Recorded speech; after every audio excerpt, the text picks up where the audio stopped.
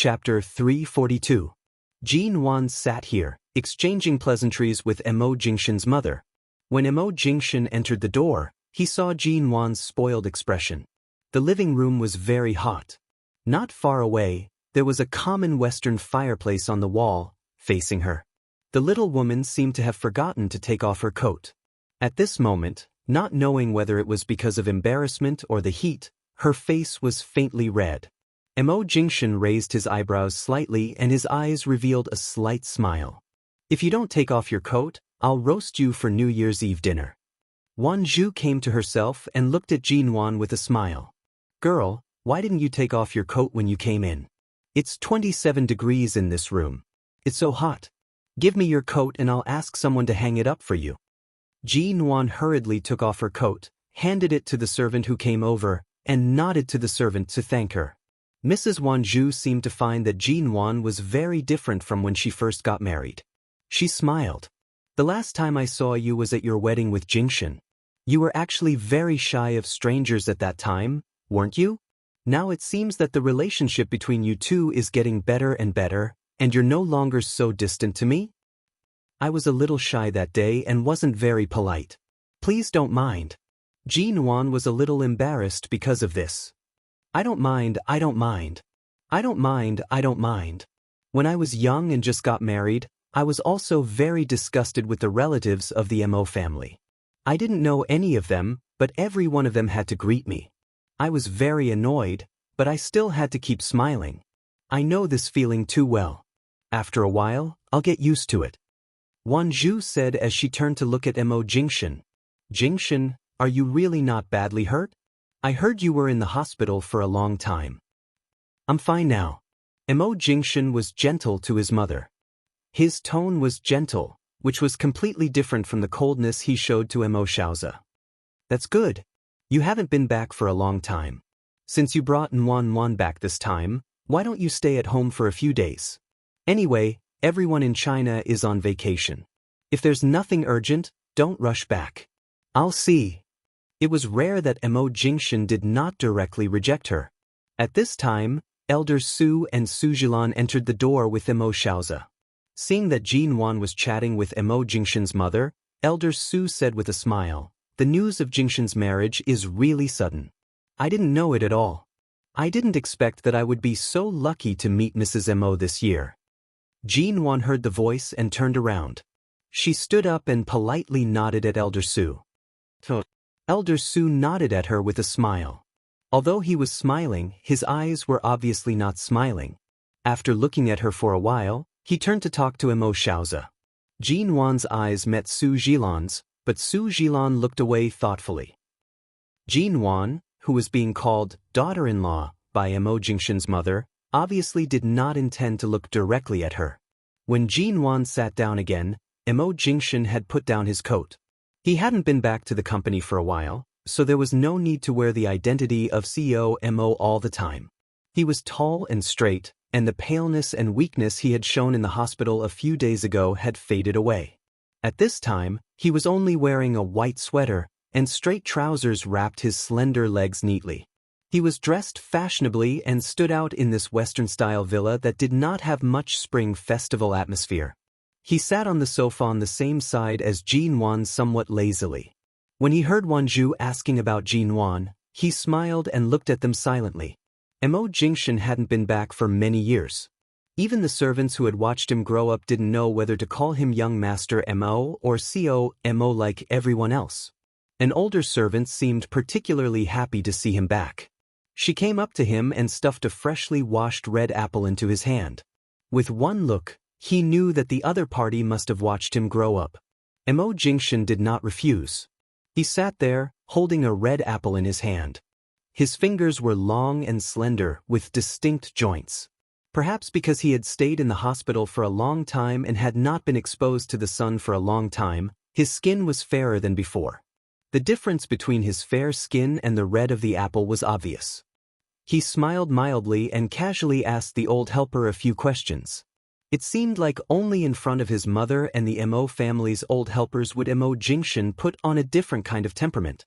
He was as warm as jade, amiable, and much warmer than his usual attitude toward people. Afterward, Elder Su and the others were invited by Mo Xiaozi to sit opposite them and chat.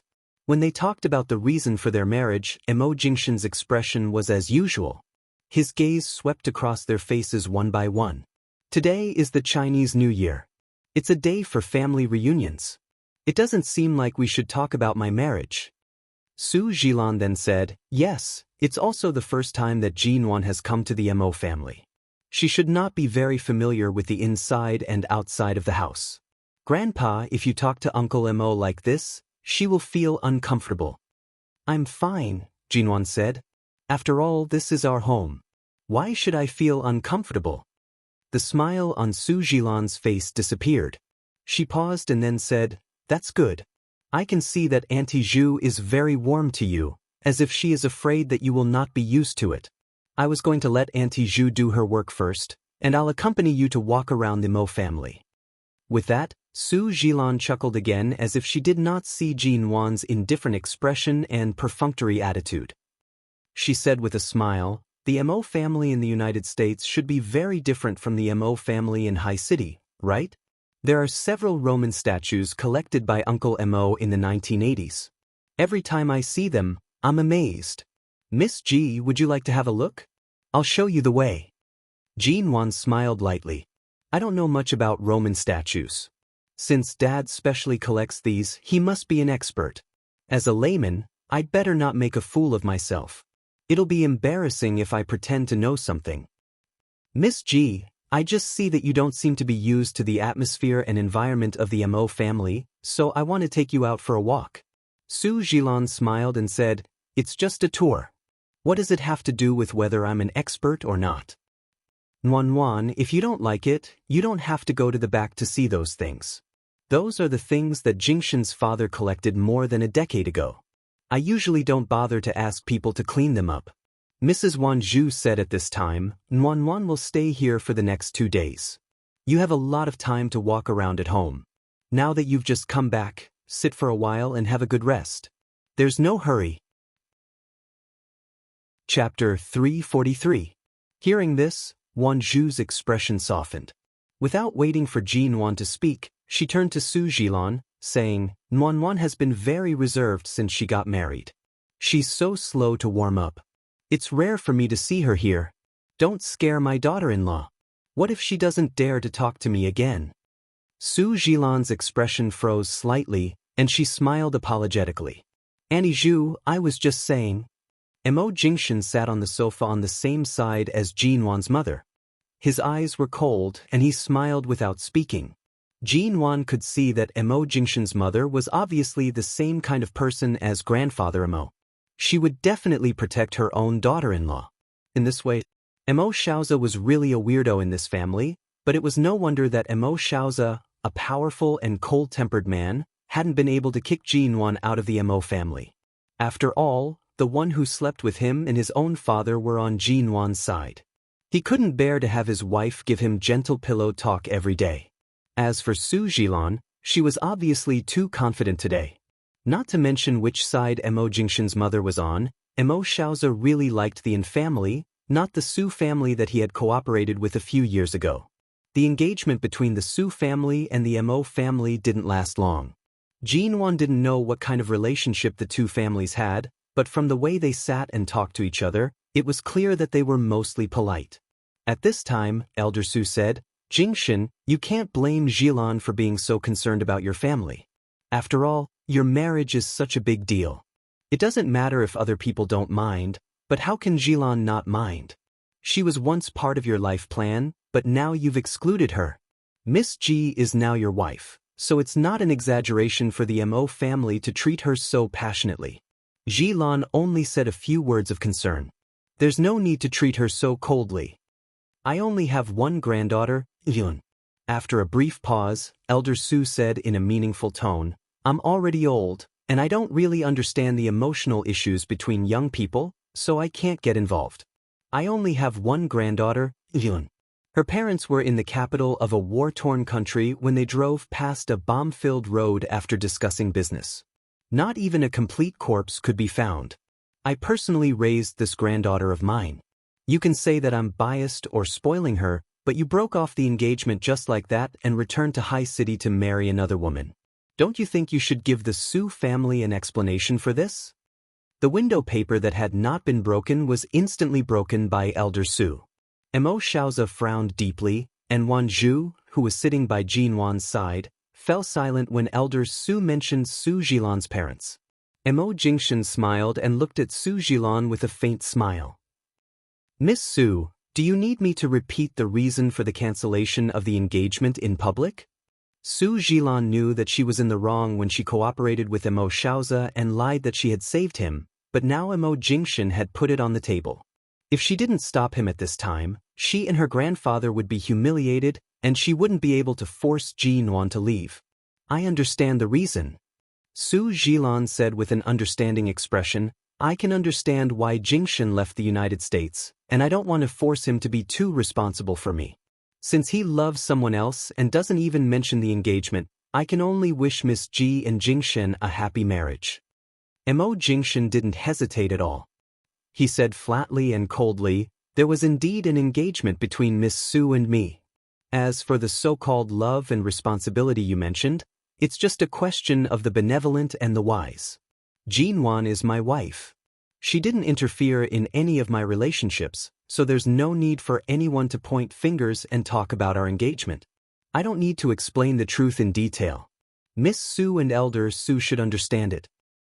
Even if it's for the sake of the past, you shouldn't be so heartless to Jilan. If it were a few years ago, Elder Su could still stand up and point at Mo Jingshan's face and scold him as an elder, but now he could only complain with an ugly face. Elder Su, do you mean that after I get married, I still have to care about my ex and take her feelings as my responsibility?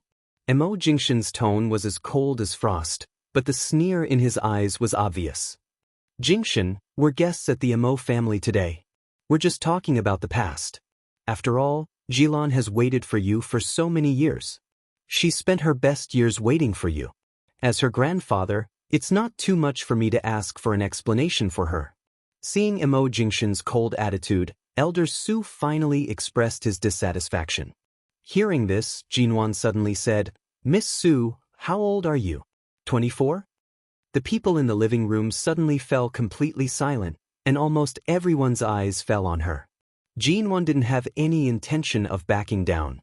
She even faced everyone's different gazes and looked at Su Jilan with clear eyes.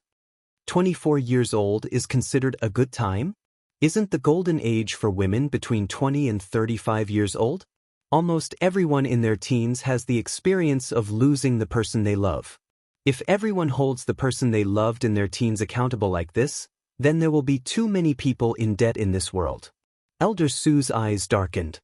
Miss Ji, are you clear about what happened between Jingshan and Jilan?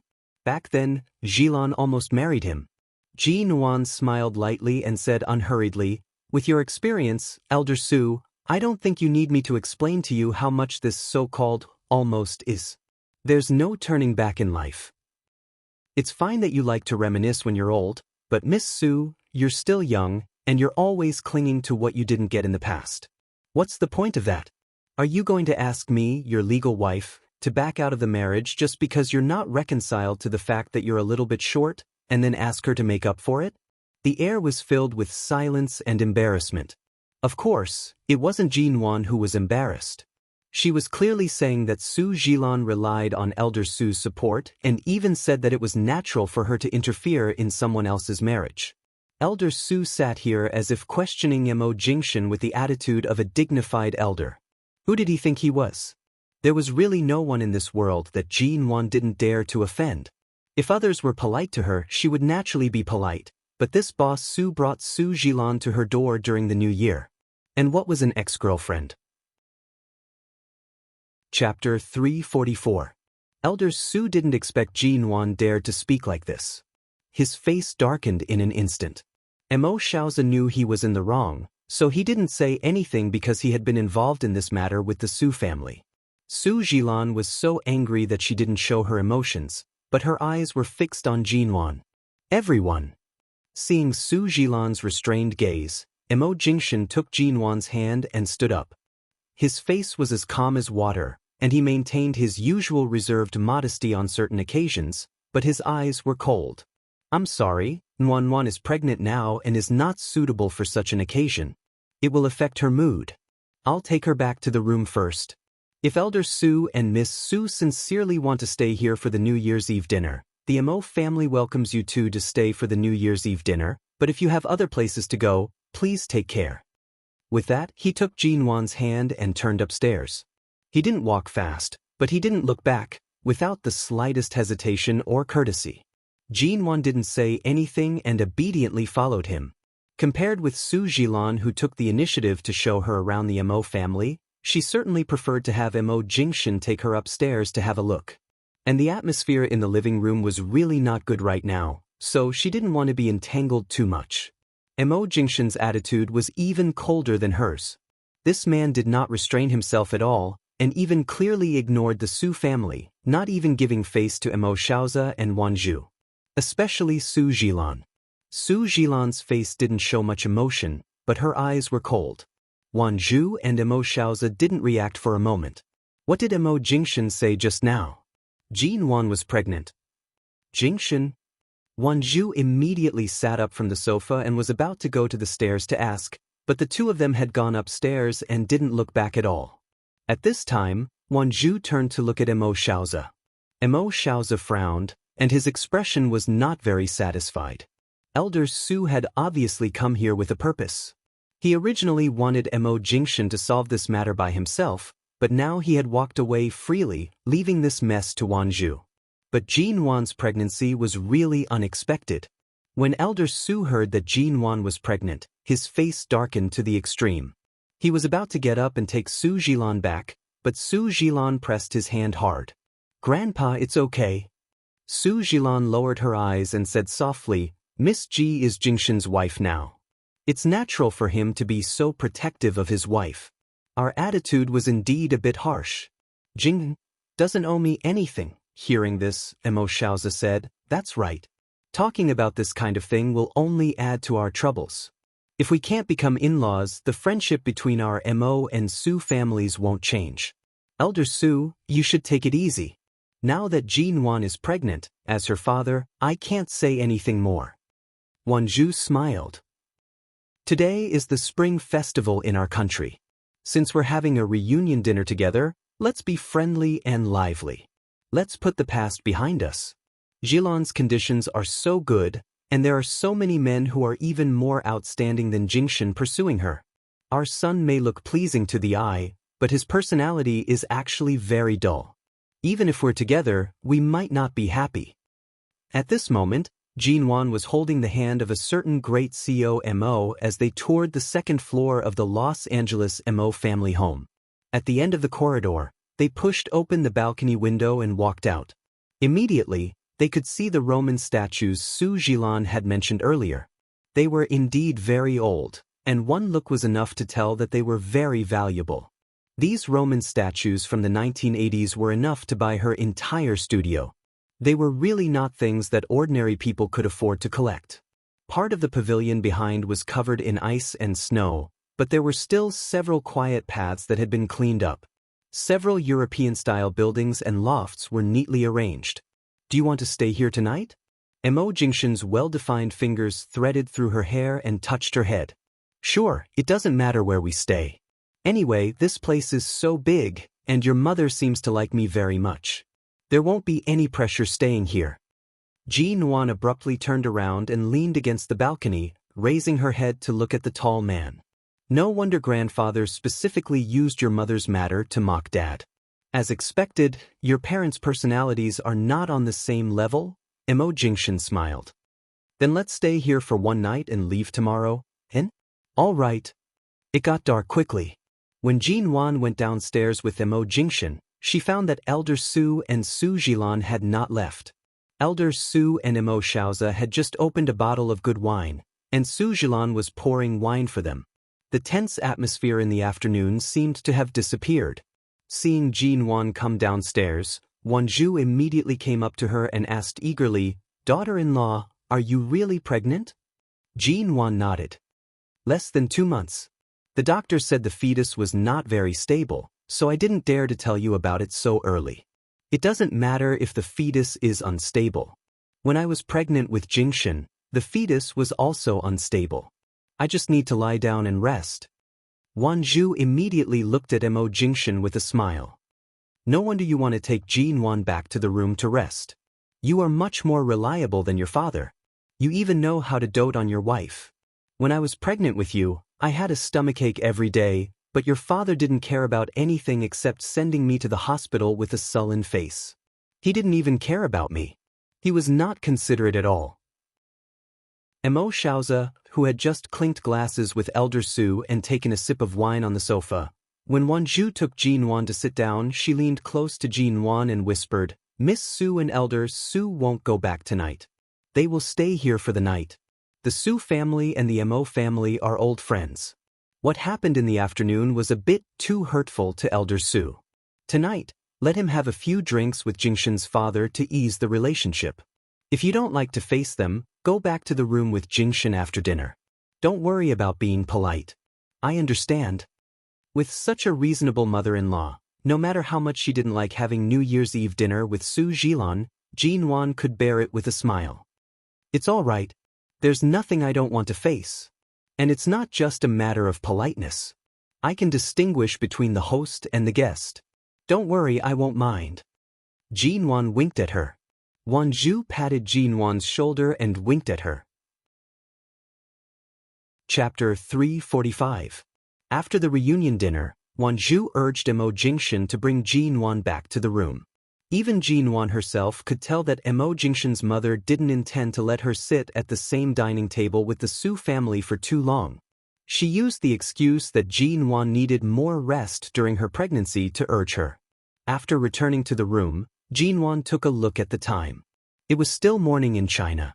She sent New Year's greetings to all her colleagues in the studio and then called Ji Hongwen. After learning that there was still no news from Ji Mengran, she accompanied Ji Hongwen for a few words. After hanging up the phone, Jinwan felt uncomfortable that she could not rush back to accompany Ji Hongwen for the new year. She did not know how he would deal with Shinharu's matter, but the Ji family must be very cold this year. She turned to enter the bathroom and soaked for a long time. When she was about to fall asleep, she suddenly heard the door open. She turned to see that Mo Jingshan had entered.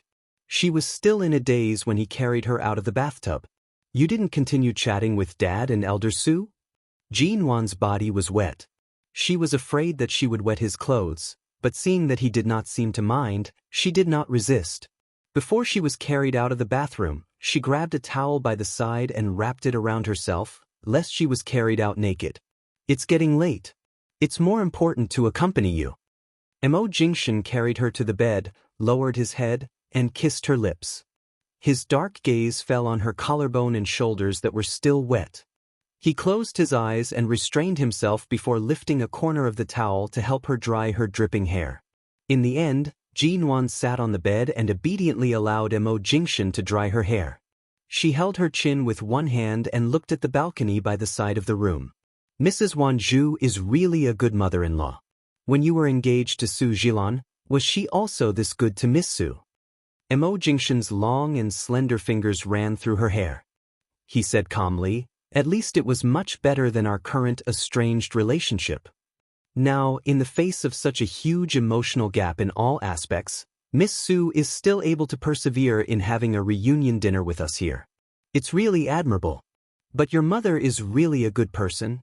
She's definitely a mother-in-law with a high EQ. Before coming back here, I didn't expect to have such a mother-in-law. I thought that except for grandfather Mo, no one else in the Mo family likes me. Mo Jingshan's eyes lit up. "Don't worry, grandfather Mo." Mo Jingshan's gaze was calm and distant. He touched her dry hair and put the hairdryer aside. His palm landed on her shoulder, saying, "Because she knows that my wife is you, and I am indeed her son. She knows in her heart who she should side with." Jinwan thought about Mo Jingshan's mother's actions today.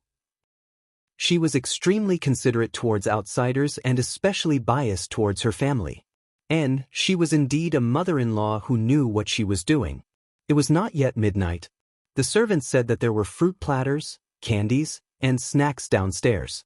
Jinwan had been in a lot of trouble since she became pregnant. Today, the problem of gluttony of pregnant women was highlighted. While Mo Jingshan was taking a shower, she pushed open the door and was about to go downstairs to get some snacks. As soon as she went out, she heard some noise at the staircase. She and Mo Jingshan lived on the 3rd floor. As soon as she came to the 2nd floor, she saw Su Jilan standing at the staircase. She seemed to be passing by, but she clearly wasn't. Su Jilan also glanced at her and then looked behind Jinwan, only to find that Mo Jingshan didn't come out with her. She didn't see him. "Miss Ji, you're pregnant. Congratulations." Su Jilan leaned against the railing and stared at Jinwan. Jinwan didn't expect Su Jilan to suddenly say this. She stopped. Jinwan had heard more than once that Su Jilan had mania, so she instinctively didn't approach her but stood half a floor away from her on the stairs. "Miss Su, why aren't you resting at this late hour?" "I can't sleep." Seeing that Jinwan deliberately kept a distance from her, Su Jilan moved her eyebrows slightly, raised her feet, and walked towards Jinwan step by step. Seeing her come up like this, Jinwan didn't think she would do anything so blatantly. Besides, mania, which was an uncontrollable emotion, usually had a temporary reason, but Su Jilan looked too calm now. But Jinwan still instinctively walked to the other side until she could hold the railing. She put her hand on the railing and put some strength on it, lest any accident happened. "I hope my grandfather's words didn't hurt you today."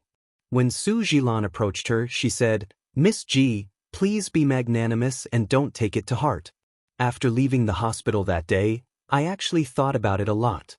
Since Jingshan has chosen you, this marriage is already a very legal fence. Besides, you are pregnant. This is a responsibility for Jingshan. At this point, I can't do anything even if I want to. Although I'm still a little unwilling, I can understand." Su Jilan's tone was natural and her expression was sincere. Unfortunately, Jinwan could hear the aggressiveness in her words, which seemed to be a concession. Was Su Jilan saying that Mo Jingshan was just a shackle of marriage and a responsibility he had to bear? "I think Miss Su may have grown up in the United States, so you still don't know the proper usage of some Chinese words. The word, understand, can't be used in this way." Jinwan smiled lightly. "There are many things that don't need to be repeated. Miss Su, you know in your heart whether the fence in front of you is our marriage or whether you have never really entered it, so how can you talk about breaking the fence?" Su Jilan looked at her, and her eyes gradually turned cold. She finally regained her pride, and the coldness on her face showed that she was deeply hurt by Jinwan's words. "Furthermore, Miss Su, since you've investigated me, you should know that Chairman Mo isn't particularly satisfied with me. However, under these circumstances, when Elder Su questioned me this afternoon, he chose to remain silent. It's obvious that he isn't very satisfied with you either. In terms of the Mo family alone, you've already been rejected." Jinwan's tone was cold and indifferent. She didn't deliberately highlight anything, but these honest words were the most hurtful. Su Jilan stopped talking to her and suddenly turned to go downstairs. Jinwan looked at her back and didn't lift her hand from the railing until she was far away. She looked down at her slightly sweaty palm and couldn't help laughing. Chapter 346. Early the next morning, Jinwan got up early and accompanied Ms. Wanzhou to the kitchen to study some desserts. She had heard from Mo Jingshan that his mother often studied health and was very good at all kinds of food. However, there were many servants at home, so she didn't need to do anything, but she still found opportunities to study all kinds of delicious food in the kitchen. Jinwan was helping to stir the eggs when she was suddenly fed a mouthful of peanut butter, which was sweet and fragrant. "How does it taste?" Wanzhou looked at her with shining eyes, looking forward to her daughter-in-law's praise. Jinwan smiled and licked the remaining peanut butter from the corner of her lips. She smacked her lips and said, not fully satisfied, "It's especially delicious. It's definitely the best peanut butter I've ever tasted in my life." Knowing that this little girl was just flattering her, Wanzhou happily fed her another mouthful, and then turned to make the cake, saying, "You and Jingshan have been living in the Yew Garden, haven't you? I'm familiar with Auntie Chen and know she's good at cooking. Are you used to it?" "Auntie Chen cooks very well, and I'm not picky." Wanzhou looked at Jinwan stirring the eggs in the blender and asked with a smile, "Do you know how to cook?" Jean Wan paused, looked down at her barely professional cooking skills and answered, I know a little, but I'm not very good at it. It's enough for me to be self-sufficient, but when Jingshan cooks, the food he cooks is much better than what I cook. Wan Zhu turned to look at her in surprise. Jingshan has cooked for you? Yes. My son is really biased. He has never cooked for me and his father even once in his life. Let alone food, he hasn't even drunk a cup of tea that he personally poured for us. Wan Zhu sighed as she said, if you hadn't told me, I wouldn't have known that he had such an ability. That's right. Jean Wan, your son's ability is really great. Jean Wan stayed in the Mo family until noon, occasionally chatting with Mo Jingshan's mother and learning how to make various kinds of coffee from the servants of the Mo family. When elders Su and Su Jilan left, Jean Wan didn't go out. Anyway, no one asked her to see them off, and she didn't bother to listen to what Su Jilan had to say before she left. In the evening, Ms. Wan Zhu urged Jean Wan to go back to her room for an afternoon nap. When she got up, it was already sunset. Originally, she thought they could have dinner here. After all, it was rare for them to have such a peaceful and leisurely moment. As soon as Mo Xiaozi put down the phone, he informed the servants at home, prepare a few more sets of cutlery, the family will be here in a while. The servant responded and left. The hall suddenly fell into silence. Jean Wan raised her eyebrows. Did they all come together? Miss Su had just left at noon, and now Miss An was coming in the evening? She abruptly turned to look at Mo Jingshan. The man standing beside her slowly put one hand into his trouser pocket. His thin lips curved into a cold smile. The Mo family is particularly lively this year. Wan needs to rest now. A lively environment is not good for her. I'll take her away first. With that, he took Jean Wan's hand and turned to leave. He still walked away without any hesitation. Mo Xiaozi immediately frowned. Before he spoke, Wan Zhu suddenly tugged at his arm, glared at him, and said in a low voice, Aren't you clearly driving them away? The Su family came here on their own accord. What do you think of the family? It's not easy for Jingshan to bring his daughter-in-law back to stay for a night during the new year. I've been coaxing Jean Wan to stay a few more days, but now you're driving them away. Mo Xiaozi's face suddenly turned cold, and his eyes were filled with anger. Don't meddle in this kind of thing. The family just came to visit. Jean Wan is pregnant. What else can I do? You know Wan is pregnant? Then why did you drag these people to her? You're on good terms with the family, but Wan is pregnant with our own grandson. Don't you know who's close? The black Bentley drove out of the Mo family's villa in Los Angeles under the setting sun. Mo Jingshan's well-defined fingers gripped the steering wheel. He stared straight ahead, indifferent and clear, with a hint of coldness. Jean Wan sat in the passenger seat and looked at the man's profile. It's getting dark. Where are we going? She had been in the hospital for a long time since she came to Los Angeles. In the 2 days after she was discharged, she stayed at 11 Base and stayed at the Mo family's home. Jean Wan felt that she might have to stay in a hotel with him tonight. The man didn't answer her. After a moment of silence, he said in a low, indifferent voice, You didn't eat much at noon. Do you want to eat out tonight, or do you want me to cook for you when we go back? Go back? Go back to where? Jean Wan was confused. He said, I've been in Los Angeles for so long. I can't not have a place of my own. Oh, you haven't been back for so long. Can you move in? There will be someone to clean it every day. You can move in at any time. I mean, I don't think there are any ingredients at home. Jean Wan's mouth was really spoiled by Mo Jingshan. Between going to a restaurant for dinner and going home to eat the food he cooked, she would definitely choose the latter. The black Bentley stopped in the parking lot of a large American supermarket chain. Mo Jingshan took a look at the time and said, Go buy it.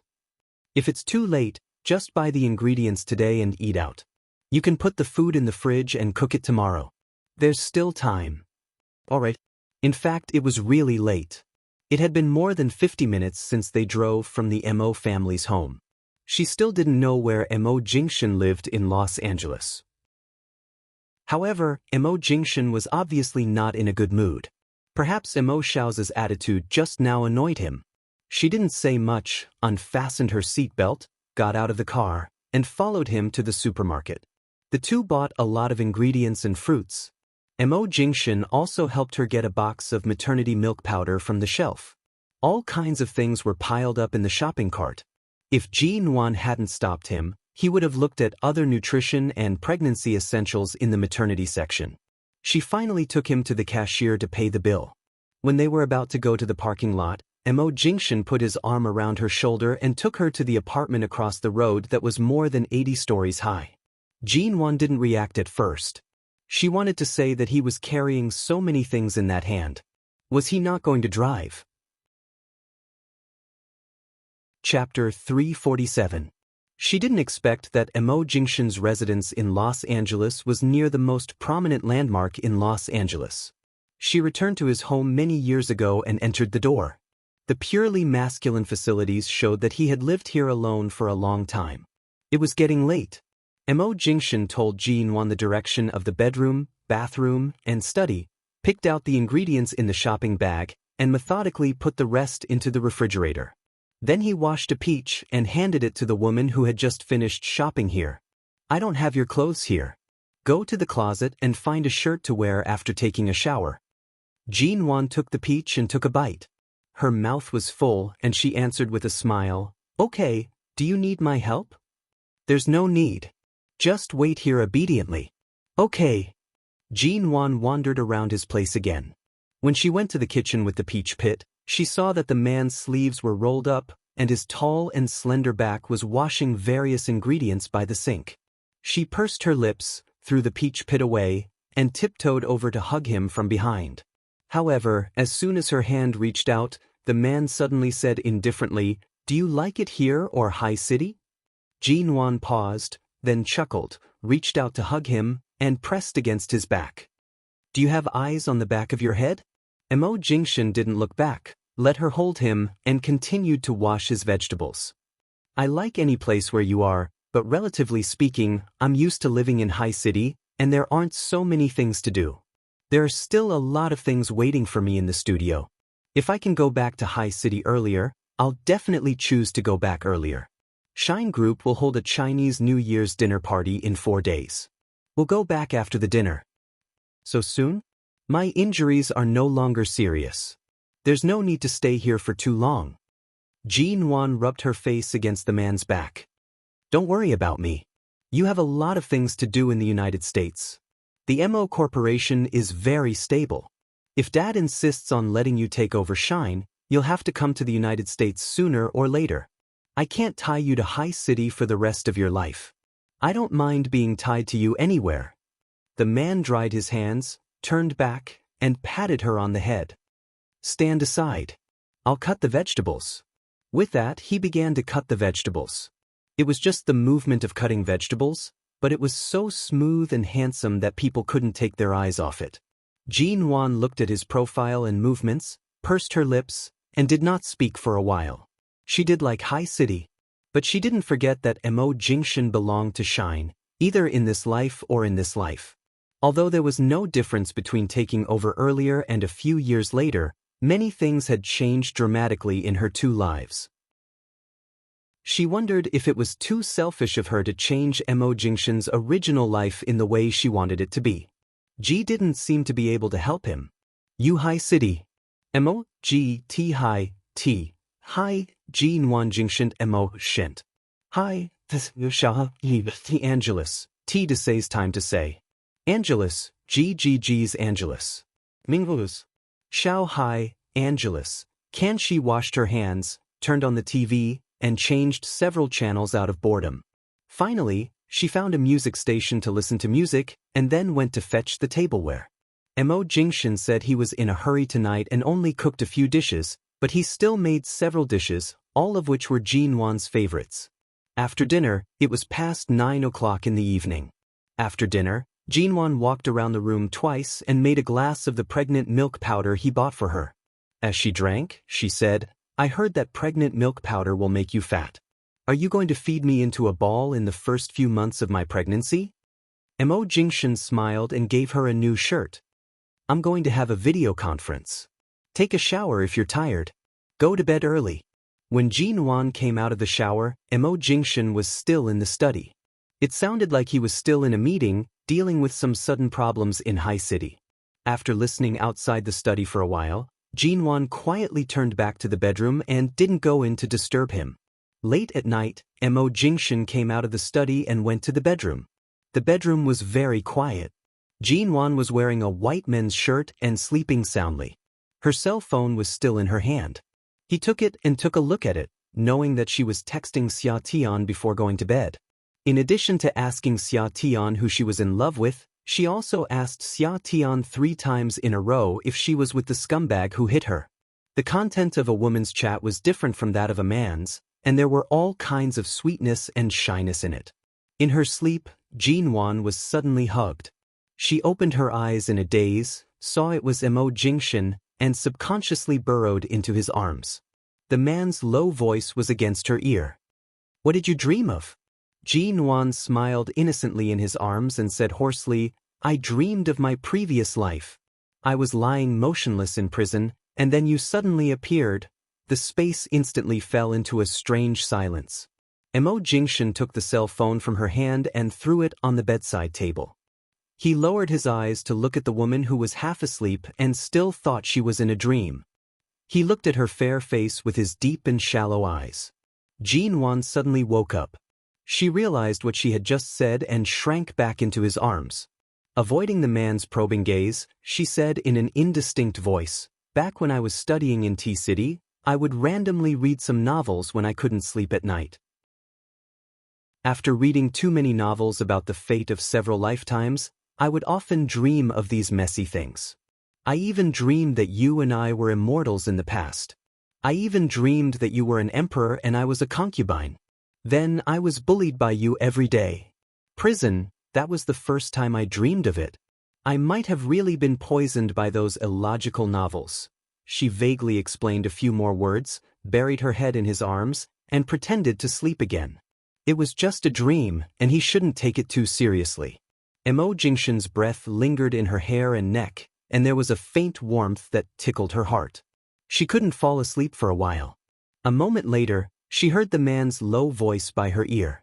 "What do I look like in your dream?" Had she been discovered pretending to be asleep? Chapter 348. But he asked, "What was that him?"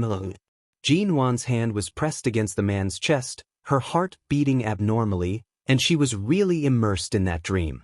In the dream, the man who suddenly rushed in the moment she fell to the ground with blood dripping from the corner of her mouth was not much different from him now, except that his hair was shorter and finer than it was now.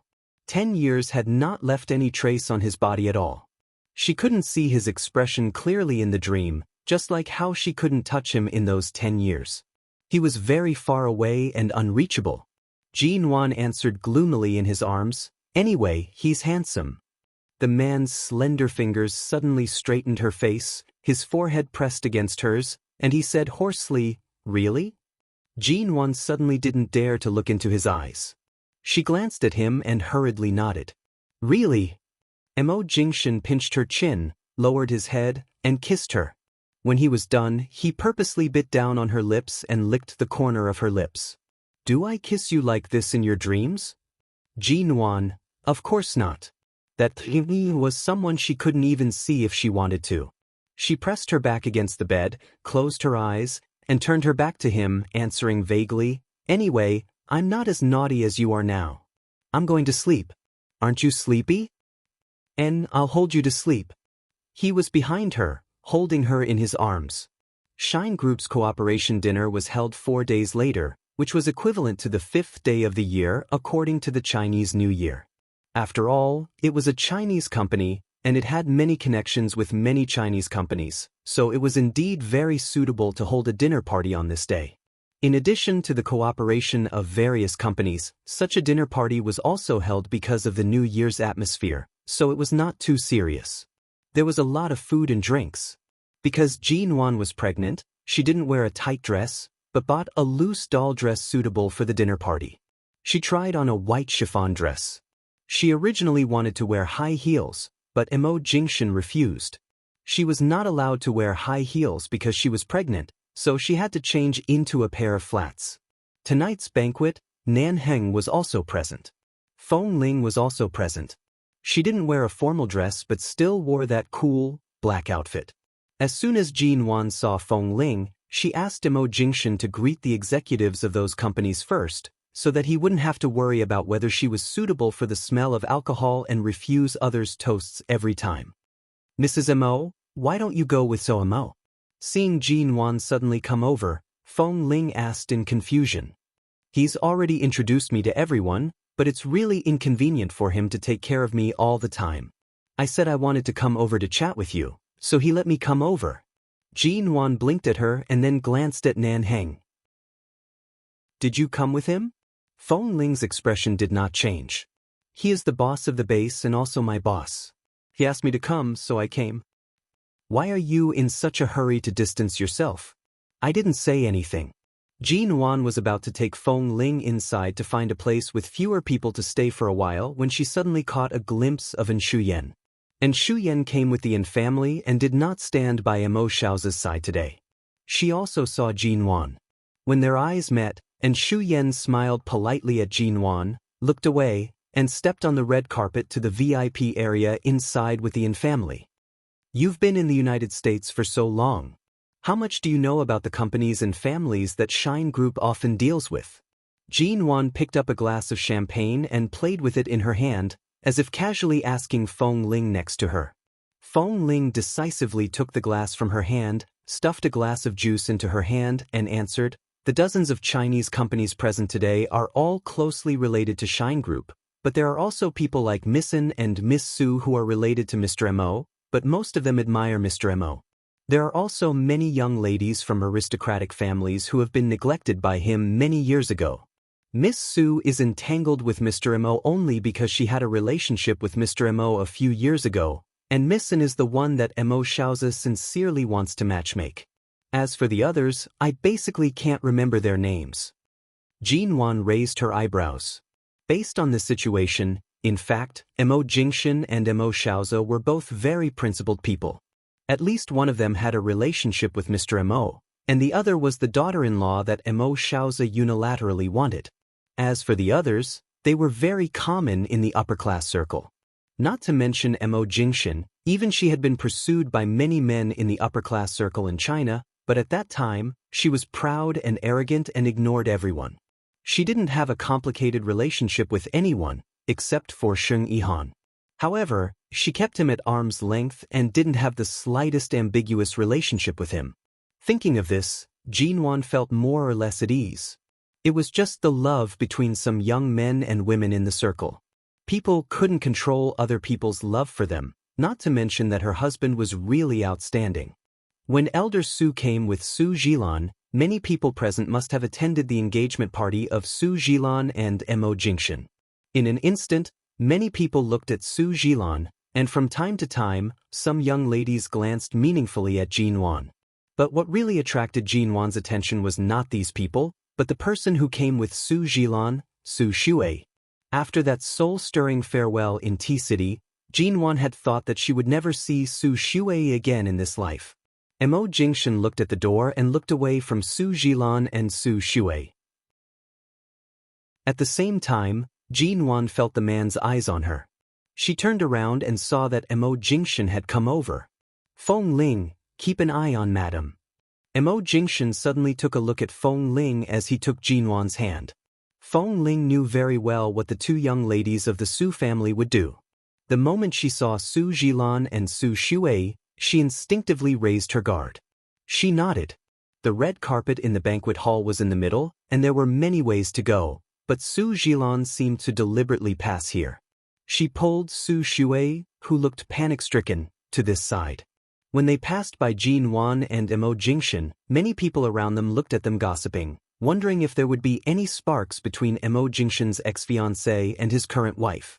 Being glanced at by so many people, Jin Wan forced herself to look away, ignoring their boring gazes, and only looked at Su Shui.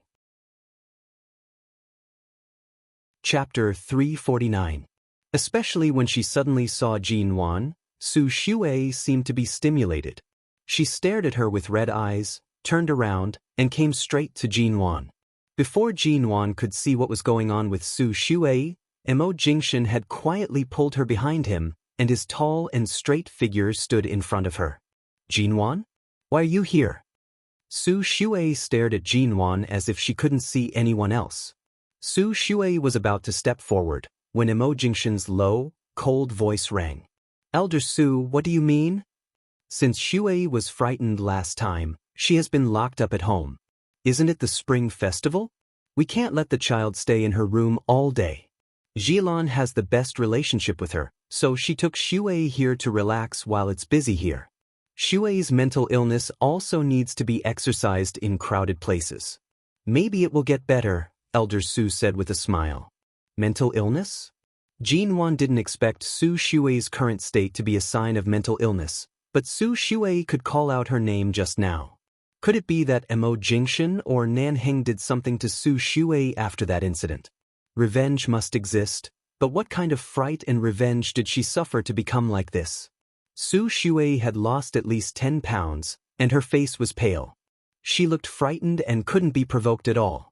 She didn't look like she was pretending at all. Obviously, she was really ill. Jinwan didn't step forward. She just stood over Mo Jingshan's shoulder and looked thoughtfully at Su Shuai, whose eyes were getting redder and redder as she stared at her. All right, Shuai, Miss Ji is also here to attend the party. It's all over. She won't do anything to you anymore. Don't be afraid.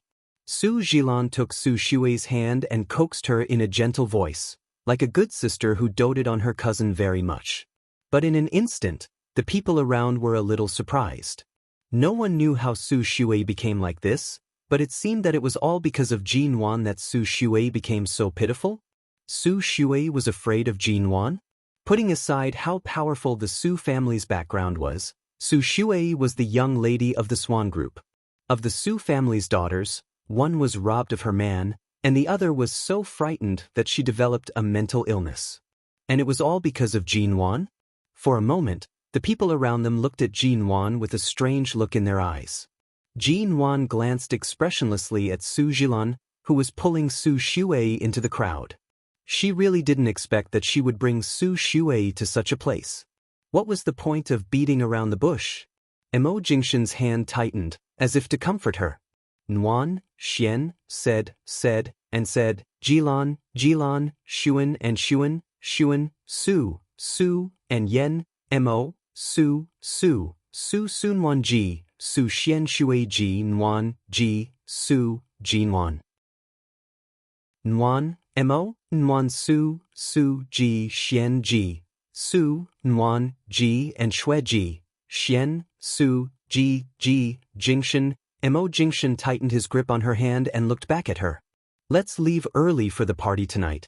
We won't stay here for long, en? Jinwan nodded subconsciously. Feng Ling, who was standing by her side, said in a low voice that only she and Mo Jingshan could hear, Su Shuai planned the kidnapping of you in T-City. She used to have connections with the underworld forces behind the Su family, so she was very bold and dared to cooperate with that kind of underground bar. After she was forcibly sent back to the United States, Nanheng sent Kei to teach her a lesson, and then she became like this. Jinwan turned to meet Mo Jingshan's eyes and then to Feng Ling. What did Kei do to Su Shuai? They just copied what she did at that time. They drugged her, kidnapped her, beat her, threatened her, and sold her to an underground bar in the United States. She was bought by 3 tall and strong black men and was tortured by them for several days. When the Su family begged the police to save her, Su Shuai was almost at her last breath. That terrible scene appeared in Jinwan's mind again. If Mo Jingshan hadn't come in time, she might have been killed. What would have happened? Would she have been raped and then committed suicide, or would she have been sold to countless people because she didn't even have the strength to commit suicide? Su Shuai suffered such a fate because of herself. Since Kei and the others only copied what she did, she could only blame herself. However, after being frightened and being tortured by the 3 black men for a few days, it was not surprising that Su Shuai had become this absent-minded and emaciated appearance. The Su family had gone far away.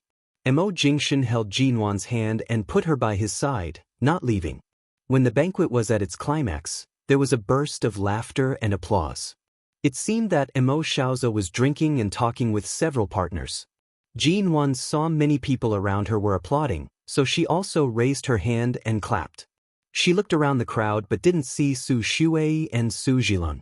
Perhaps Su Shuai's condition was too bad, and Su Zhilan had succeeded in tricking Jin Wan with Su Shuai's excuse, so she had taken Su Shuai away? Everyone raised their glasses and drank together. Jin Wan didn't drink tonight because she was pregnant, but Mo Jingshan just smiled and held her hand calmly. This man was really good-looking, especially when he smiled. The banquet went well. In the second half of the banquet, Jin Wan touched her belly. She had to go to the bathroom frequently during her pregnancy. She said, "Jingshan, I'm going to the bathroom." At this time, a partner was talking with Mo Jingshan, and it was not convenient for Mo Jingshan to go to the ladies' room. He patted her hand and motioned for her to go to Feng Ling. "Let Feng Ling accompany you." Jin Wan turned and went to Feng Ling. When she was about to go over, she suddenly saw that Nan Heng was pushing Feng Ling into a corner of the banquet hall. In the darkness of the corner, there seemed to be something ambiguous. Jin Wan, it didn't seem appropriate to go there. She glanced over there and then at the bathroom just a few steps behind her. On the other side, Feng Ling had just come out of the shackles of Nan Heng. She looked at the banquet hall expressionlessly, only to find that Jin Wan, who had been following Mo Jingshan, was gone. Chapter 350. Just as Feng Ling was feeling suspicious, suddenly, a scream came from the bathroom not far away. The scream didn't sound like Jin Wan, but it was drowned out by the bustling banquet hall. Only Feng Ling, who had just walked nearby, could hear it clearly. Feng Ling walked quickly to the women's bathroom and was about to push it open, only to find that the door was locked from the inside. "Mrs. Mo? Are you in there?" Feng Ling frowned warily, pressed against the door, and asked in a low voice. It was quiet inside, and no one answered. Even the person who screamed just now was silent. Feng Ling suddenly raised her foot and kicked the door hard. The loud crash startled everyone in the banquet hall. As the lock of the bathroom door was kicked down, Feng Ling quickly pushed the door open and searched inside with her sharp eyes, but there was no one in the bathroom. The scream just now was not Jin Wan, but the things scattered on the floor of the bathroom were Jin Wan's. A sharp pain came from her neck. Jin Wan frowned and slowly opened her eyes in a daze. The first thing she saw was Su Shuai holding a fruit knife with a crazed look in her eyes, pressing the sharp side of the knife against her neck. The pain and coldness on her neck gradually woke Jin Wan up. She was about to shrink back when Su Shuai moved the knife back with her. "What are you doing?" Jin Wan's head hurt. For a moment, she couldn't remember how she was drugged, but Su Shuai's eyes looked crazy. Her hair stood on end because of the other party's eyes. "Jin Wan, you finally fell into my hands." Su Shuai widened her eyes and stared at the faint trace of blood on Jin Wan's white neck. As if stimulated by something more bloodthirsty, she smiled grimly and pressed the fruit knife harder against her carotid artery. "You ruined me. I'm going to kill you. Jin Wan, I'm going to kill you." Jin Wan felt that she was still under the effects of the drug and did not have much strength. However, she saw that Su Shuai's hand that was holding the knife was trembling.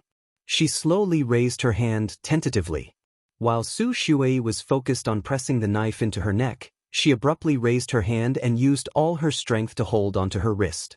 She then used some strength to force her wrist open and took the opportunity to snatch the knife away. Su Shuai watched the opportunity to kill her disappear. She froze for a moment, looked at her empty hands, glared at Jin Wan coldly, and raised her hands to strangle her neck. "Jin Wan, I want you to die. Su Shuai, wake up." Jin Wan avoided her hand and raised her arm to push her away. She turned to look at the scene outside the window, and her eyelids twitched. What was going on? Why were they in the car? Outside the car window, it looked like a highway. Both sides of the road were barren, and there was nothing. Suddenly being shouted at by Jin Wan, Su Shuai stared at her, trembling all over. "Do you think you can still hurt me?" "Jin Wan, even if you want to kill me, I'll die with you. I'll kill you first." Hearing this, Jinwan suddenly turned to look at Su Shui's crazy eyes. You didn't drug me? Su Shui acted as if she had heard a joke. You're still pretending? You relied on your ability to pretend to be innocent to make Mo Jingshan fall for you, didn't you? It was you who drugged me. Fortunately, I woke up early. Fortunately, I put a knife in my bag before I went to the party. I can take your life anytime, anywhere. Not Su Shui. They were both drugged at the same time? Su Shui said and was about to pounce on her again. Jinwan frowned and waved her away. Calm down first. While holding Su Shui's wrist, she looked up at the car. It was a new BMW speeding on the highway. She and Su Shui were in the back of the car, and there was a glass or thick plastic partition between them and the driver's seat in front of the car, so they couldn't see who was driving. Judging from the scene outside the window, the speed of the car was at least more than 150 miles per hour. Why were they drugged and brought into this car at the same time? Jinwan raised her hand and pressed her forehead. She remembered that when she went to the bathroom, she happened to see Su Shui in there. At that time, Su Shui was standing in front of the mirror in the bathroom and applying lipstick. She looked at Jinwan through the mirror as if there was an abyss in her eyes that was about to swallow Jinwan. Her eyes were very strange, revealing the same madness and hatred as now. Jinwan only took 2 steps in and subconsciously wanted to retreat. She didn't want to be in the same place with such a mentally unstable person. However, before she went out, 2 women suddenly ran in behind her who were eager to go to the bathroom. She didn't see them clearly, but she did want to go to the bathroom at that time, and there was only one bathroom on that floor. Seeing that she and Su Shui were not alone here, Jinwan avoided Su Shui and went to the door a little farther on the other side.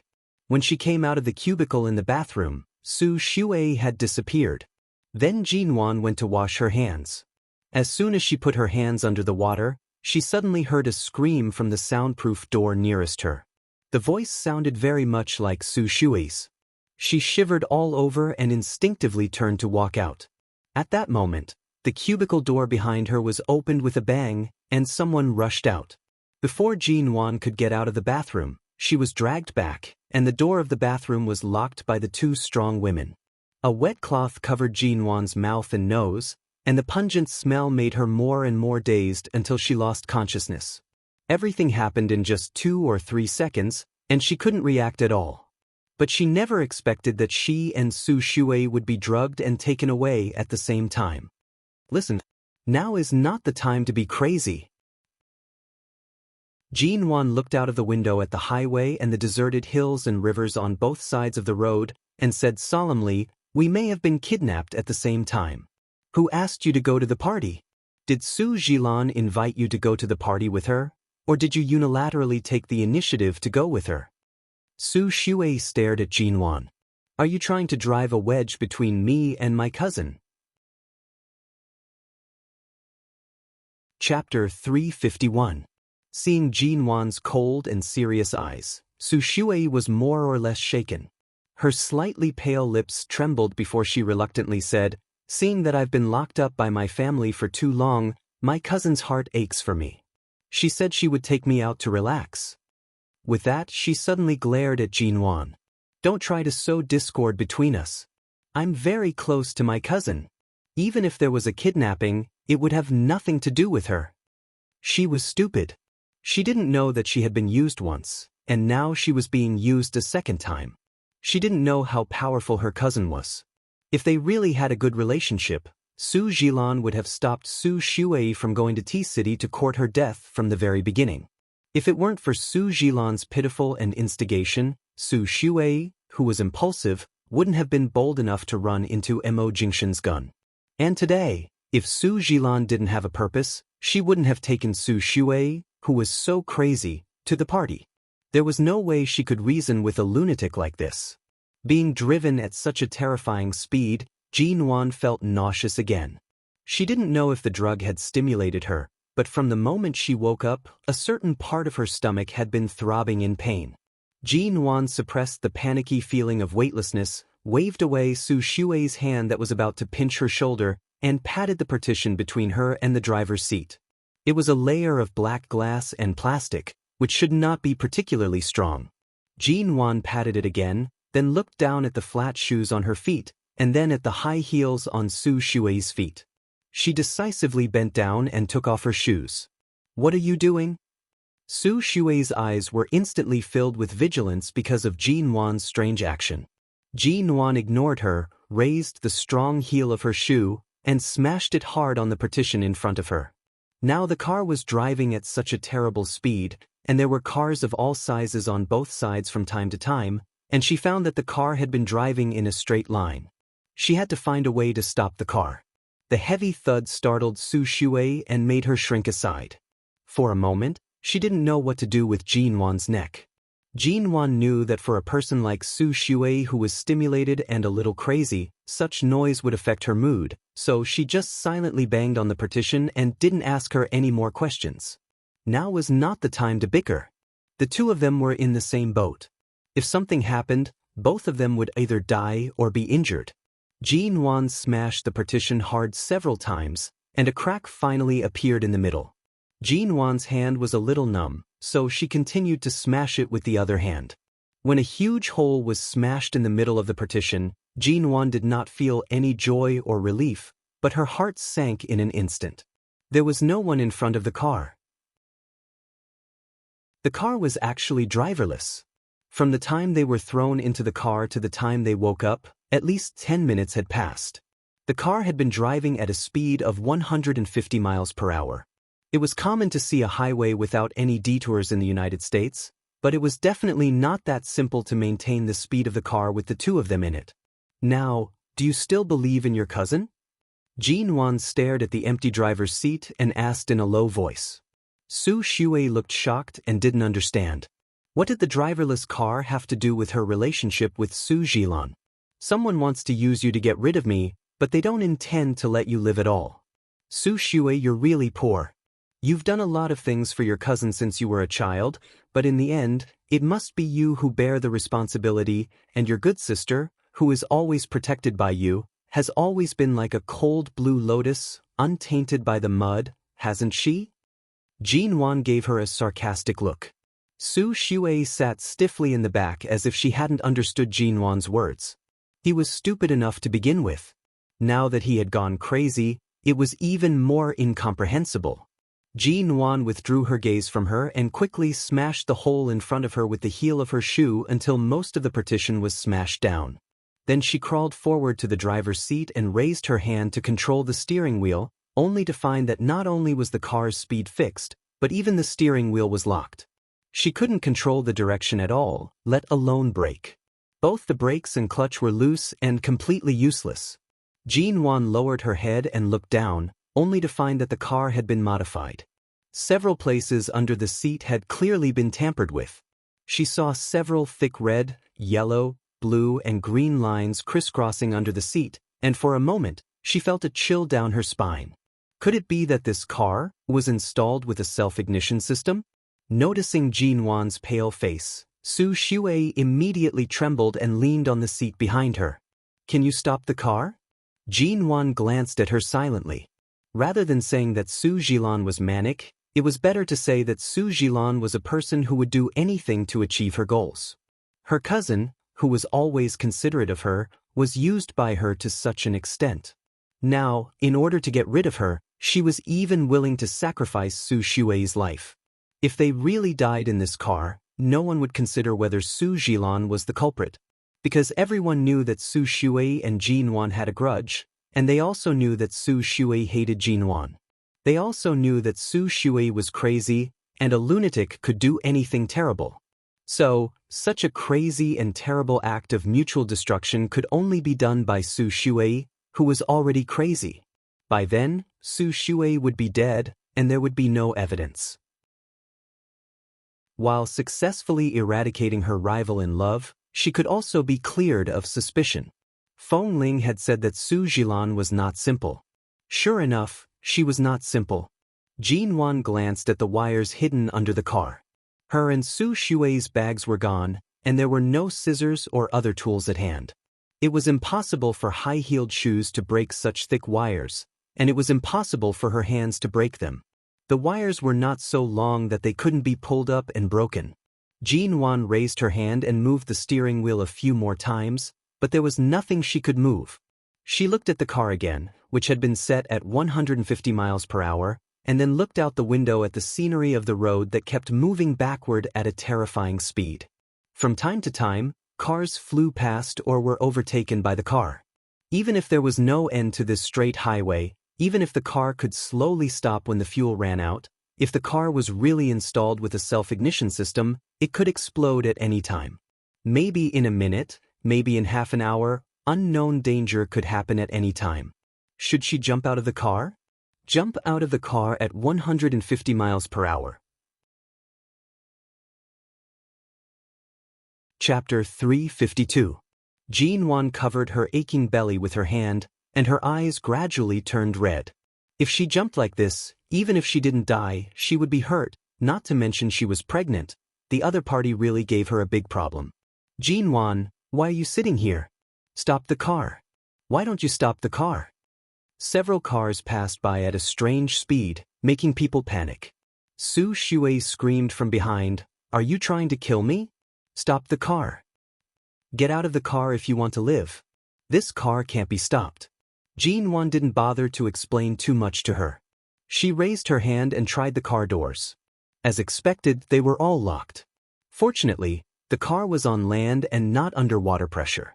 If there was no water pressure, she could use a sharp object to break the car window. Jean Wan knocked Su Shui's high-heeled shoes on the car window several times. Her arms, which had been a little numb, were almost powerless now. She changed her hands to knock on the car window. In the end, she put on the high-heeled shoes that were a size larger than her feet, turned sideways on the seat, and kicked the car window hard with her foot. "What are you doing?" Su Shui looked at her strange actions blankly. "Don't talk so much nonsense." Jean Wan kicked the car window and turned to look at her. "If you want to live, come and help me open the car window." Su Shui shrank her neck. She didn't believe Jean Wan at all. The banging sound in the car made her even more panicked. Suddenly, she saw the fruit knife abandoned on the ground, picked it up, and pointed it at Jean Wan again. "If you don't stop the car quickly, I'll kill you now." Jean Wan glanced at her coldly and grabbed the fruit knife. Ignoring Su Shui's increasingly panicked and crazed eyes, she got up, put the fruit knife in the gap between the car window and the car door, and then smashed it with her high heels. Su Shui's eyes were cold. The car window was too strong. No wonder the other party had specially bought a new car to set up such a big conspiracy. All the windows of the new car basically had a smash-proof function. Jean Wan gritted her teeth and pulled out the metal bar on the passenger seat to knock on the window as she and Mo Jingshan had done when they had escaped underwater.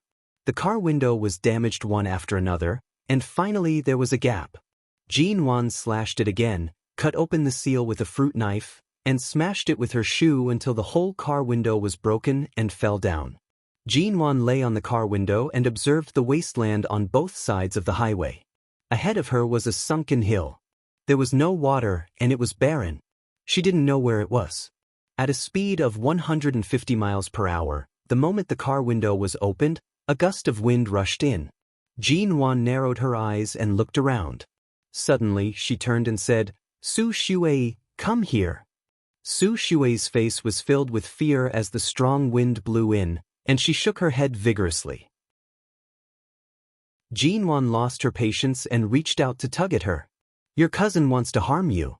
Are you really going to let her have her way? Although we might get hurt, we have to jump to survive." "Jump? I don't want it. I'll definitely die if I jump at this speed. You really want to harm me?" Su Shui screamed and pushed her. Jean Wan tugged her hard. Since she couldn't reason with her, she had to use force. Just as the two of them were fighting, Jean Wan suddenly seemed to hear the sound of a siren. She turned her head abruptly and looked at the wires under the seat. The siren sounded frightening. She tightened her grip and pulled Su Shui to the open window. "Jump." "I don't want to jump." The two of them kept fighting, and Jean Wan couldn't divert her attention to the huge truck that had been following this car. Su Shui was almost pushed out by Jean Wan again and again. She didn't know where the brute force came from, but she suddenly grabbed Jean Wan's neck and forced Jean Wan to let go of her. Then she turned over and pressed Jean Wan hard against the car door. Her eyes were red as she strangled Jinwan's neck and shouted, "If you want to die, die by yourself. Don't drag me. Go to hell you." Jinwan was shocked to see the hatred in Su Shui's eyes. She wanted to wake her up, but her face was red and she couldn't speak. Just as she was about to be pushed out of the car window by Su Shui, half of Jinwan's body was exposed outside the window. Out of the corner of her eye, she finally saw the huge truck that had been following closely behind, and at the same time, she saw the black Bentley speeding up behind it. Bentley? A black Bentley? At this angle and speed, she couldn't see the license plate clearly, but the model of the car was so familiar to her that she frowned hard. Just as she was distracted, Su Shui pushed her out with force. Jinwan's back brushed against the remaining glass fragments of the car window. The pain made her lose the strength to resist. The moment she was pushed out, with the inertia of the speeding car and the speed at which she was thrown, she felt as if she was flying for 2 seconds and then fell heavily to the ground. At the moment of falling, Jinwan subconsciously covered her stomach with her hand, but her body rolled several times on the ground. Her limbs and bones were in so much pain that she almost lost consciousness. Almost at the same time, the huge truck rushed straight in her direction and even sped up. Hearing the sound, Jinwan raised her head with a jerk and looked at the huge truck that was about to rush towards her. The truck was coming straight for her. Even the escape route of jumping out of the car had been blocked. She didn't even have the last chance of survival. Despair and panic swamped her in an instant. At this critical moment, the black Bentley several meters behind the huge truck suddenly sped up. At the moment when Jinwan was about to be run over by the truck, the black Bentley rushed into her sight at an astonishing speed and decisively stood between her and the truck. Boom! There was a loud bang. In a trance, Jinwan seemed to see the license plate number of the black Bentley rushing over, and a string in her brain snapped with the loud crash. Don't! Jinwan's body was thrown to the side of the road by the impact of the 2 cars in front of her. After rolling several times, she couldn't control her body and hit hard against the safety fence on the side of the highway. She felt as if her abdomen was being torn apart, and waves of pain assaulted her. The cars in the rear slammed on the brakes one after another because of the terrible accident in front of them. With a series of braking sounds, the world seemed to fall silent for an instant. Jinwan raised her eyes with some difficulty and looked at the black Bentley that was almost hit by the huge truck. Chapter 353. Jinwan's entire body trembled in pain. Her heart felt empty. She stared at the car, her hands struggling to crawl on the ground, but no matter how hard she tried, she could not move. The sharp, throbbing pain in her abdomen stimulated her nerves. Jingshan. In the distance, there was a loud explosion. There was no need to guess to know that the car Su Shui was in had self-ignited and exploded. The fire and thick black smoke covered the sky with a layer of fog. The highway was suddenly quiet and suffocating, and the smell of death slowly penetrated Jinwan's skin. Her tense and disordered nerves cooled down bit by bit, but she felt cold and bone-chilling. Jinwan had never felt the sky was so gloomy. The black Bentley stopped there motionlessly, and the gasoline under the car sprang up a small fire. Jinwan stared at the fire, gritted her teeth, and tried desperately to crawl over to put out the fire, but after a long time, she only moved a few centimeters forward. "Mrs. Mo." Feng Ling's voice followed. A lot of drivers had gathered behind the giant truck. She quickly pushed the crowd away and ran in. When she saw Jinwan lying on the ground with red eyes, she rushed over. Feng Ling crouched down to help Jinwan up, but Jinwan kept staring at the black Bentley and said hoarsely, "Who is the person in the car? Let me help you up first." Feng Ling almost never cried. Now seeing Jinwan's blank eyes and the blood oozing from her lower body, her eyes almost turned red. She stepped forward and tried to help her up, but Jinwan couldn't even stand steadily and just kept staring at the car. "Tell me, who is the person in the car?" Feng Ling gritted her teeth and didn't speak. Jinwan slowly turned her eyes to Feng Ling. "Is it Mo Jingshan?" Feng Ling grabbed her arm to prevent her from falling, but her hand holding her arm trembled slightly. She tried to comfort her, but she couldn't suppress her emotions at all. She lowered her eyes and whispered, Mr. Mo and we have tracked your location and chased you all the way. We were half an hour behind you and finally caught up with you as fast as we could, but just now, when we saw you being pushed out of the car window, Mr. Mo's car suddenly accelerated to the limit. Jin Wan's mind went blank for a moment. The person in the car was Mo Jingshan.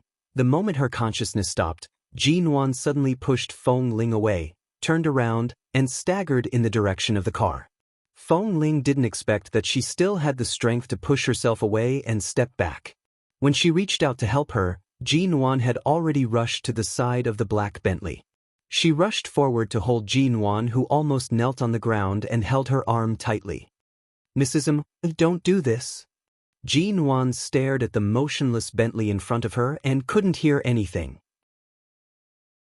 Nanheng, who rushed into the crowd almost at the same time as Feng Ling, didn't say a word and directly asked Kay and the others to catch the driver of the giant truck. At the same time, a group of people were solemnly preparing to rescue him. The driver's around. And they pointed. And, did the car in front explode? Is it too scary? Look, the car and MOG said. Shun. And she, have a hand Che I to say and. The car is leaking oil. Look, the oil is on fire. Will this car explode too? The whispers of the crowd couldn't reach Jin Wan's ears. She held back her tears and stared at the broken window with bloodshot eyes. She tried to push Feng Ling away, but Feng Ling still held her arm tightly and finally hugged Jin Wan with both hands. "Mrs. M, don't be impulsive. Let me go. Mrs. M.O. Feng Ling, let me go." Jin Wan screamed. "Let me go. This car may spontaneously combust at any time. Mr. Mo risked his life to rush here and block the way just to save your life. No matter what happens to Mr. Mo, if you don't leave now, won't Mr. Mo's sacrifice be in vain?" "Sacrifice what? How could he be sacrificed?" "He won't." Jin Wan struggled crazily in her arms and finally couldn't move. Hearing the sound of Nanheng and Feng Ling trying to open the door, she couldn't hold back her tears and knelt to the ground powerlessly. "Jin Wan." Feng Ling couldn't help calling her name. She lowered her head and saw Jin Wan's trembling and twitching shoulders. She held her shoulders and said calmly, "Your lower body is covered with blood. Get in the car first." "Jin Wan, don't be like this." Seeing the fire on the gasoline under the car getting bigger and bigger, Jin Wan wanted to go up and put it out. Nanheng suddenly looked at Jin Wan and said seriously, "Feng Ling, take Jin Wan away immediately." It was necessary to take Jin Wan away. With Nanheng's order, Feng Ling forced Jin Wan up from the ground, put her arms around her shoulders, and took her hand. "Let's go." Jin Wan didn't speak or move. She just stared at the black Bentley and watched the blood spreading out along the door. She felt dizzy. "Mo Jingshan, come out." Jin Wan's mind was blank. She unconsciously walked to the car door but was held down by Feng Ling. She stared blankly at the deformed car door. The airbag of a Bentley is better than that of many cars. "He'll be fine, right?" Jin Wan seemed to be talking to Feng Ling, but also seemed to be talking to the person in the car, and more like talking to herself. Feng Ling didn't say anything. No matter how good the car was, it was driven at the limit of its speed. If it was an ordinary car at this speed, it would have been smashed into pieces in an instant. The huge impact was not something a normal person could bear. Besides, Mr. Mo drove the car horizontally, and the side of the car was hit. The defense of the side was not as strong as that of the front and back of the car, so the situation inside the car was obviously no better than outside. It could only be worse than what they saw. At the moment when Jin Wan was almost crushed to death by the giant truck, Mr. Mo used his life to exchange for Jin Wan's. Just now, when he suddenly drove the car to the limit, no one could see this scene. Even though Feng Ling had been through fire and water for so many years and was used to death, she still couldn't forget the scene just now. Feng Ling held Jin Wan's hand, pulled her over, and was about to take her away. In fact, Jin Wan didn't have much strength, and the red and sticky lower body made her realize what she had lost at this moment. Why did this happen? Why did it suddenly become like this? Chapter 354. Feng Ling forcibly took Jinwan back to the black SUV not far behind. As soon as she opened the door, there was a sudden noise. It sounded like the deformed car door was finally opened. Hearing the noise, Jinwan froze, turned her eyes in that direction with a jerk, and turned to walk back. Jinwan, don't go over there. Mo Jingshan is there. I heard them open the car door. Feng Ling held her and didn't let her move. In this situation, Mr. Mo was probably covered in blood. If Jinwan went over in this state, she would probably suffer a big blow. Feng Ling, let me go over. Jinwan. I beg you. Jinwan finally could not hold it in any longer. She choked with sobs, and large drops of tears rolled down her battered and blood-stained face. She stared stubbornly in that direction. Let me go see him. I want to go see him. Feng Ling made up her mind and pulled Jinwan back with force. Jinwan's whole body bumped into her arms. Feng Ling was about to help her into the car when Jinwan's whole body suddenly softened and she fell down. Jinwan. Feng Ling was startled and rushed to hold her steady. Fearing that something really happened to her, she helped her into the car. When she looked down and saw the blood on Jinwan's lower body, she hurriedly took off her black coat and wrapped it around her lower body. Then she quickly contacted the nearest rescue team and emergency center. Feng Ling watched Jinwan being pushed out of the car.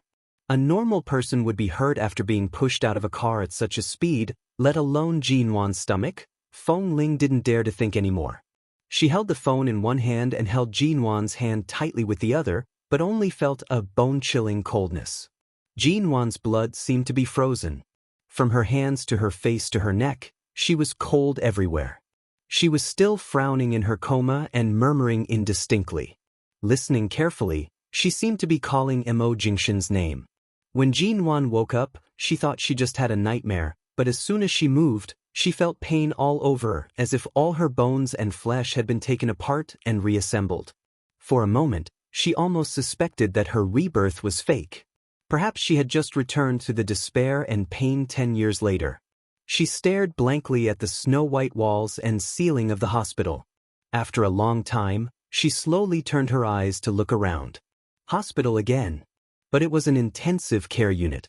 She felt as if there were 2 fixed tubes delivering oxygen to her nose. She felt as if there was something clamped on her fingers.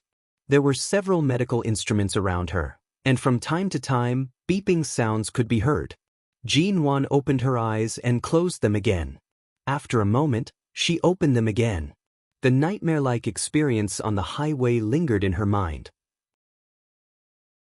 She wanted to treat it all as a nightmare, but the faint pain in her stomach and the 4 drip on the back of her hand told her the cruelest truth. If the child was still there, the doctor would not have given her an injection. The ward was very quiet. Jinwan didn't move. She didn't have the strength to move. She silently digested all this, and her heart and abdomen seemed to ache at the same time. She had a dream just now. She dreamed that Mo Jingshan took her to the upper reaches of the Los Angeles River. She dreamed that Mo Nguyen Studio was officially listed in High City and became a joint stock real estate company. She dreamed that she and Mo Jingshan appeared together at the Domestic Business Managers Conference. She dreamed that they stood side by side, and she was by his side, becoming the best version of herself. But when she opened her eyes, she found that she was surrounded by a cold and pale ward. There was no one around. This was a sterile ward. Only doctors in sterile clothes could enter. Jinwan lay quietly alone. Seeing the doctor come in and check her body by the bedside, he found that Jinwan had woken up. The doctor put his gloved hand on her forehead and said to her in English as if comforting her, "Miss G, although I know this may be cruel to you, we must apologize to tell you that the child was not saved. It was not easy for an adult to survive such a huge fall and impact. You have been unconscious here for 5 days and successfully passed the critical period. After 2 more days of observation, you can be transferred to a general ward." Jinwan looked at the doctor silently and blinked gently, indicating that she had heard him. The doctor had seen many women who went crazy or emotional after suffering a major accident, but Jinwan was very quiet and motionless. She slowly closed her eyes and was very calm. But she was so calm that it made his heart ache. The doctor always liked patients who were so cooperative. Seeing that she was too calm and quiet, he said to her patiently, "It was our best medical team who performed the surgery for you. Please rest assured that your fertility was not affected. After you recover, you can have another child. The 2-month-old child is just a small embryo. Don't be too sad. Your injury is really serious. Falling at that speed is equivalent to falling from at least 4 or 5 floors. You are lucky to be alive. You will continue to have everything in the future. Rest well and recover." Jean-Wan closed her eyes silently and nodded slowly and weakly. 2 days later, as the doctor said, Jean-Wan could be transferred from the ICU to a general ward. Jean-Wan was still sleeping when she was transferred to the ward. When she woke up, she was already lying on the bed. Feng Ling pushed the door open and saw that Jean-Wan was lying there motionless with her eyes open, looking at the ceiling of the ward. She walked in. "Madame Emo came just now, but you were still sleeping. She personally made chicken soup for you to nourish your body." With that, Feng Ling came over and opened a white thermos flask by the bed. The fragrance from it instantly wafted out. Jean-Wan had been unconscious for 5 days and had been in the ICU with an oxygen tube for 2 days. She hadn't spoken for a week. When she smelled the fragrance, her chapped lips moved. She wanted to speak, but her voice was too hoarse. "Where is Mo Jingshan?" Jean-Wan asked where Mo Jingshan was, not how he was now. If the answer was that he was still in the hospital, it meant that at least he was still alive. If the answer was not in the hospital, Jean-Wan didn't dare to think further. She turned to look at Feng Ling, who was helping her to ladle the chicken soup. "Answer me." Feng Ling ladled the chicken soup out and gently stirred it in the bowl with a spoon to make the soup less hot. While stirring, she said, "The body and the interior of the car were seriously deformed. Mr. Mo's driver's seat was too narrow. When his head was hit, a steel bar in the car pierced Mr. Mo's cervical vertebra and spine, and another one directly penetrated his shoulder." Jean-Wan's hands on her sides instantly clenched, and her body was cold. Chapter 355. Feng Ling came over and shook the head of Jean-Wan's bed, trying to feed her soup. Jean-Wan didn't open her mouth but looked silently at the door. After a long silence, she asked, "His cervical spine and spinal nerves were injured. Will he wake up?" Feng Ling tightened her grip on the spoon. Although Jean-Wan was not a medical student, she certainly knew the most basic human knowledge. The spine and cervical spine were both key parts of the brain. Even if Mr. Mo's vital organs were not injured, it was a miracle that he could survive such a serious car accident. But judging from the fact that he had been in a coma for 7 days and was still in danger, it was unknown whether he could wake up or not. The doctor had said that there was only a 30% chance that Mr. Mo could survive. If he couldn't hold on, the result of the treatment was likely to be a coma. But she couldn't tell Jean-Wan this at all. But now even if she didn't say it, Jean-Wan could guess it. Feng Ling was silent for a moment, sat by the bed, and put the bowl to her mouth. "Mrs. Mo has been in the hospital these days. She made this soup and brought it to you. Drink some first." "Mrs. Mo?" Jean-Wan looked at the chicken soup in the bowl. Sure enough, Ms. Wanzhu's cooking skills were really good. She could smell the soup just like a chef. She couldn't imagine how Wanzhu felt when she endured the pain of losing her son and the pain of her daughter-in-law's miscarriage and insisted on making soup for her. "Drink some. Mrs. Mo's pain and worry are no less than yours, but she is really strong. For Mr. Mo's sake, you have to hold on, especially you. Now you have to take good care of your body. And if you drink this soup, Mrs. Mo will feel better."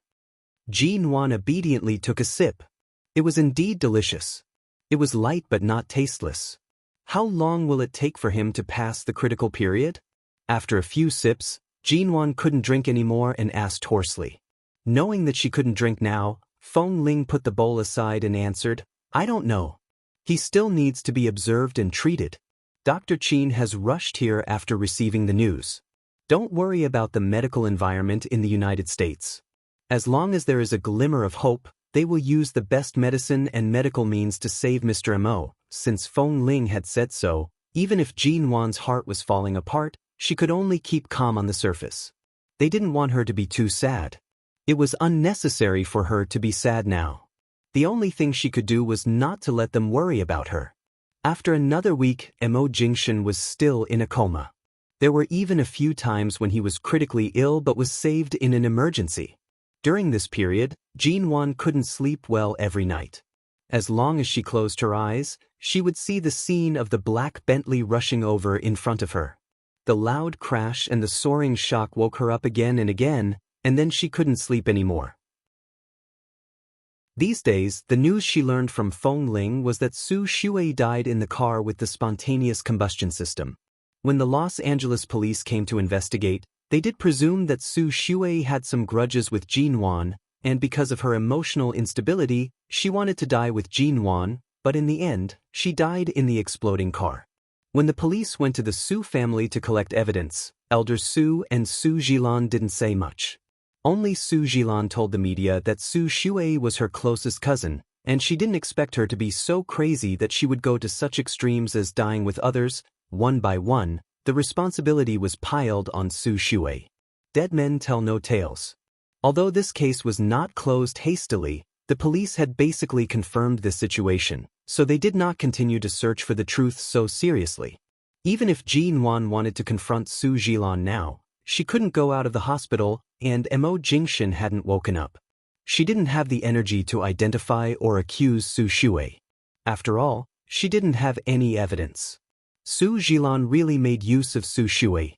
Everything was so natural that even the police with a keen sense of smell didn't notice anything wrong. But Jinwan wouldn't let go of the murderer who caused her miscarriage. Time passed day by day. Jinwan couldn't get up at first, but a few days later, she could walk around the ward, and half a month later, she could occasionally go to Mo Jingshan's ICU and stare blankly. There was no glass in this ward, so she couldn't see what was going on inside or the people inside. She could only feel the man a few meters away from her through the wall, but somehow she felt he was so far away. Every day, the first thing Jinwan asked when she woke up, "Is Mo Jingshan awake?" The answer she got was a shake of the head. Jinwan couldn't imagine that he had been in a coma for nearly 20 days, but from the doctor's occasional conversations, she could tell that the worst result was that he would sleep forever. The winter nights in Los Angeles were really cold. Standing outside Mo Jingshan's ward, Jinwan raised her hand and touched the cold wall. The light in the wall had been out for a long time, but she still refused to leave. She just wanted to stay here with him, waiting for him to wake up and open his eyes. After being separated by the wall for so many days, Jinwan recalled her relationship with Mo Jingshan in her previous life. It was so simple for a person to disappear from life. Mo Jingshan disappeared so completely in those 10 years, just like now, silently and without a trace. Fate seemed to play a big joke on Jinwan. She thought she had found back everything she had lost in her previous life, but now it seemed to be pulling away bit by bit. In her previous life, Mo Jingshan could return to China safely after 10 years. How could he stay in a coma now? 2 days later, Jinwan squatted alone outside Mo Jingshan's ward in the middle of the night. She looked out of the window at the moonless night sky and waited for him to wake up longer and longer. When Jinwan was well enough to be discharged from the hospital, it had been a month since the car accident. Mo Jingshan had been in a coma for a month. 3 days ago, the doctor said that he had passed the critical period and his life had stabilized, but when would he wake up? Maybe tomorrow or maybe never. Jinwan wanted to stay with him in the hospital, but Wanzhou forced her to go back to the Mo family in Los Angeles. With Jinwan here, Wanzhou felt that Mo Jingshan was also here. Seeing Jinwan, she felt at ease and didn't want Jinwan to be in a daze every day and night in the cold hospital. Lying in the bedroom where Mo Jingshan used to sleep, Jinwan called him 3 times a day even though she knew his cell phone wasn't answered. Every time, his cell phone was turned off. Jinwan followed Wanzhou to the hospital again, but she still couldn't enter the ward at will. She hadn't seen him for a month. Jinwan squatted in the corridor, holding her cell phone and texting Mo Jingshan. She only sent one sentence. "Mo Jingshan, I'm scared." Chapter 356. The police had closed the case of Su Shui's death in the car. On the day the case was closed, the head of the police came to the hospital. Mo Xiaozi took the photos taken at the crime scene and saw the photos of Mo Jingxin's smashed black Bentley. He negotiated with the police about these photos and asked the truck driver's confession. Jin Wan walked past them, heard what they said, saw the stack of photos in Mo Xiaozi's hand, and saw the black smoke spreading from Su Xue's car after the fire was extinguished. She suddenly turned to look at Feng Ling, who had been following her. "Come with me to the Su family." The Su family? Su Xue's home. Su Xue's parents were in charge of the Swan Group in Los Angeles, which was not to be underestimated. However, Su Xue's parents were obviously just honest businessmen and had never participated in the affairs of Elder Su and the Su family. When Jin Wan arrived at the Su family, Su Xue's parents almost rushed up to strangle her when they saw her, saying that she killed their daughter. Feng Ling stopped Su Xue's parents expressionlessly, and with Feng Ling's cooperation, Jin Wan entered the Su family unimpeded. Our Xue has been killed because of you. What are you doing here? Get out of here. We don't welcome you here. Jin Wan entered the door and heard the roar of Su Xue's parents. She stopped and looked back at them coldly. If you had been a little wary of the people closest to you, Su Xue wouldn't have ended up like this. She was killed because of me? Did she really die because of me? Su Xue's mother had been crying for a month and stared at her with swollen eyes and pale face. Su Xue's father, who was still rational, pointed at Jin Wan and scolded, "Our Xue was tortured to madness because of you. She barely survived, but in the end she died because of you. How dare you say she didn't die because of you?" Jin Wan turned around and no longer looked at them, and the faint trace of mockery in her eyes did not fall into their eyes. She just said lightly, "I almost died in the hands of your daughter twice. Maybe I am indeed more fortunate than her. At least I don't have a sister who seems to be close to me but actually wants to use me to harm me." Jin Wan suddenly paused. Why not? Wasn't her previous life ruined in the hands of her good sister, Ji Mengran? Therefore, the scariest thing in the world is never the enemy standing in the open, but the so-called closest person who plays with you every day and seems to be on the same side as you, but is always trying to push you into the abyss. What do you mean? What did Xue's death have to do with Jilan? We all know that Jilan and Xue grew up together. Don't think that just because Xue is dead, there's no evidence. Now you're still trying to point the finger at Jilan. You're still trying to sow discord at a time like this. Women are truly the most vicious. Father Su couldn't push Feng Ling away at all. After cursing for a long time, he could only be blocked by Feng Ling. Jin Wan was expressionless. Based on Su Xue's suicidal behavior, the police concluded that she was the mastermind of the whole thing and hastily closed the case. As her parents, are you really willing to let your daughter bear the crime of attempted murder and self-immolation? Jin Wan didn't look at them but spoke while observing everything in the Su family, her voice cold and indifferent. Father Su and Mother Su's expressions changed slightly and they stared at her.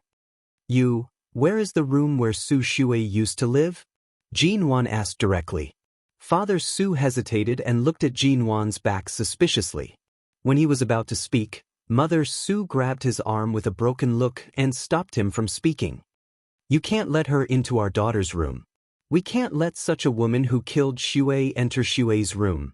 Jin Wan abruptly turned her head, only to see Su Jingxin's mother's red eyes. For a moment, she thought of how Mo Jingxin's mother had not shed a single tear in front of her these days despite her depression. Jin Wan paused and then said, "Are you sure I killed Su Xue? Am I not one of the victims?"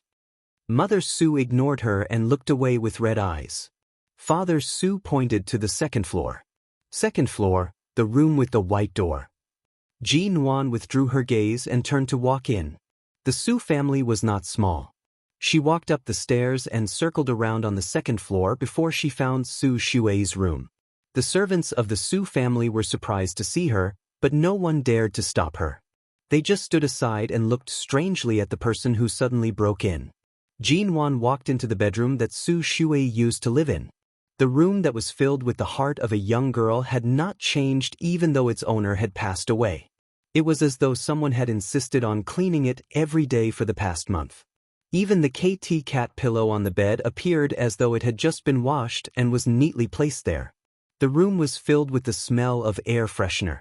Jinwan looked around, walked to the table in the room, and saw a delicate photo frame, in which the photo was a group photo of Su Shuai and Su Jilan. She picked up the photo frame, turned it over, and opened it. When the photo fell out, she saw the words on the back, 200x, taken in Japan. That was to say, Su Shuai and Su Jilan had been to Japan a year ago, and Su Jilan was not locked up at home by Elder Su because of mania as people said. Relatively speaking, she was very free. On the table shelf were some simple items that were suitable for young girls. How could someone with the heart of a romantic young girl be so vicious and merciless as to run all the way to T-City to kidnap her? Jinwan opened the drawer under the table and asked the servant at the door, "Did Su Shuai have any contact with anyone other than her cousin when she was alive?" The servant didn't know who Jinwan was and subconsciously answered, "Before she went crazy, she had a good interpersonal relationship with her friends and classmates, but when she suddenly dropped out of school and said she was going to study in China, she only kept in touch with Miss Su Jilan." At this time, Jinwan's hand paused in the drawer.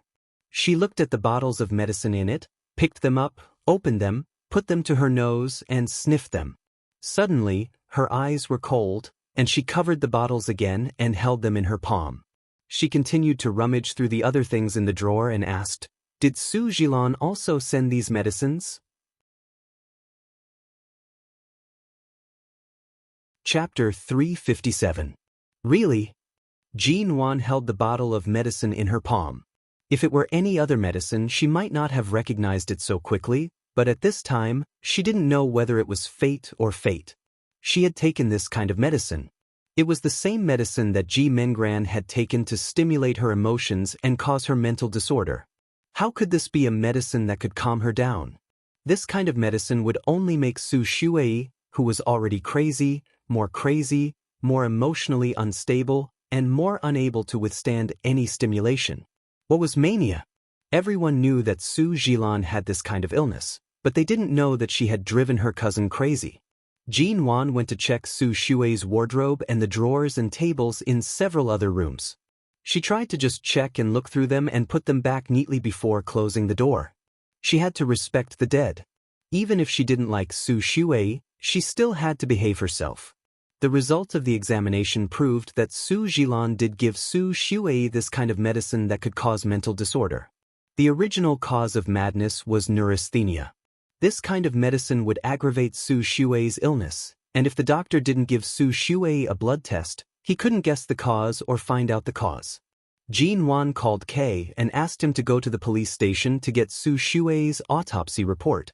Even if Su Shuai was blown to pieces, the autopsy report must have been done by the forensic doctor.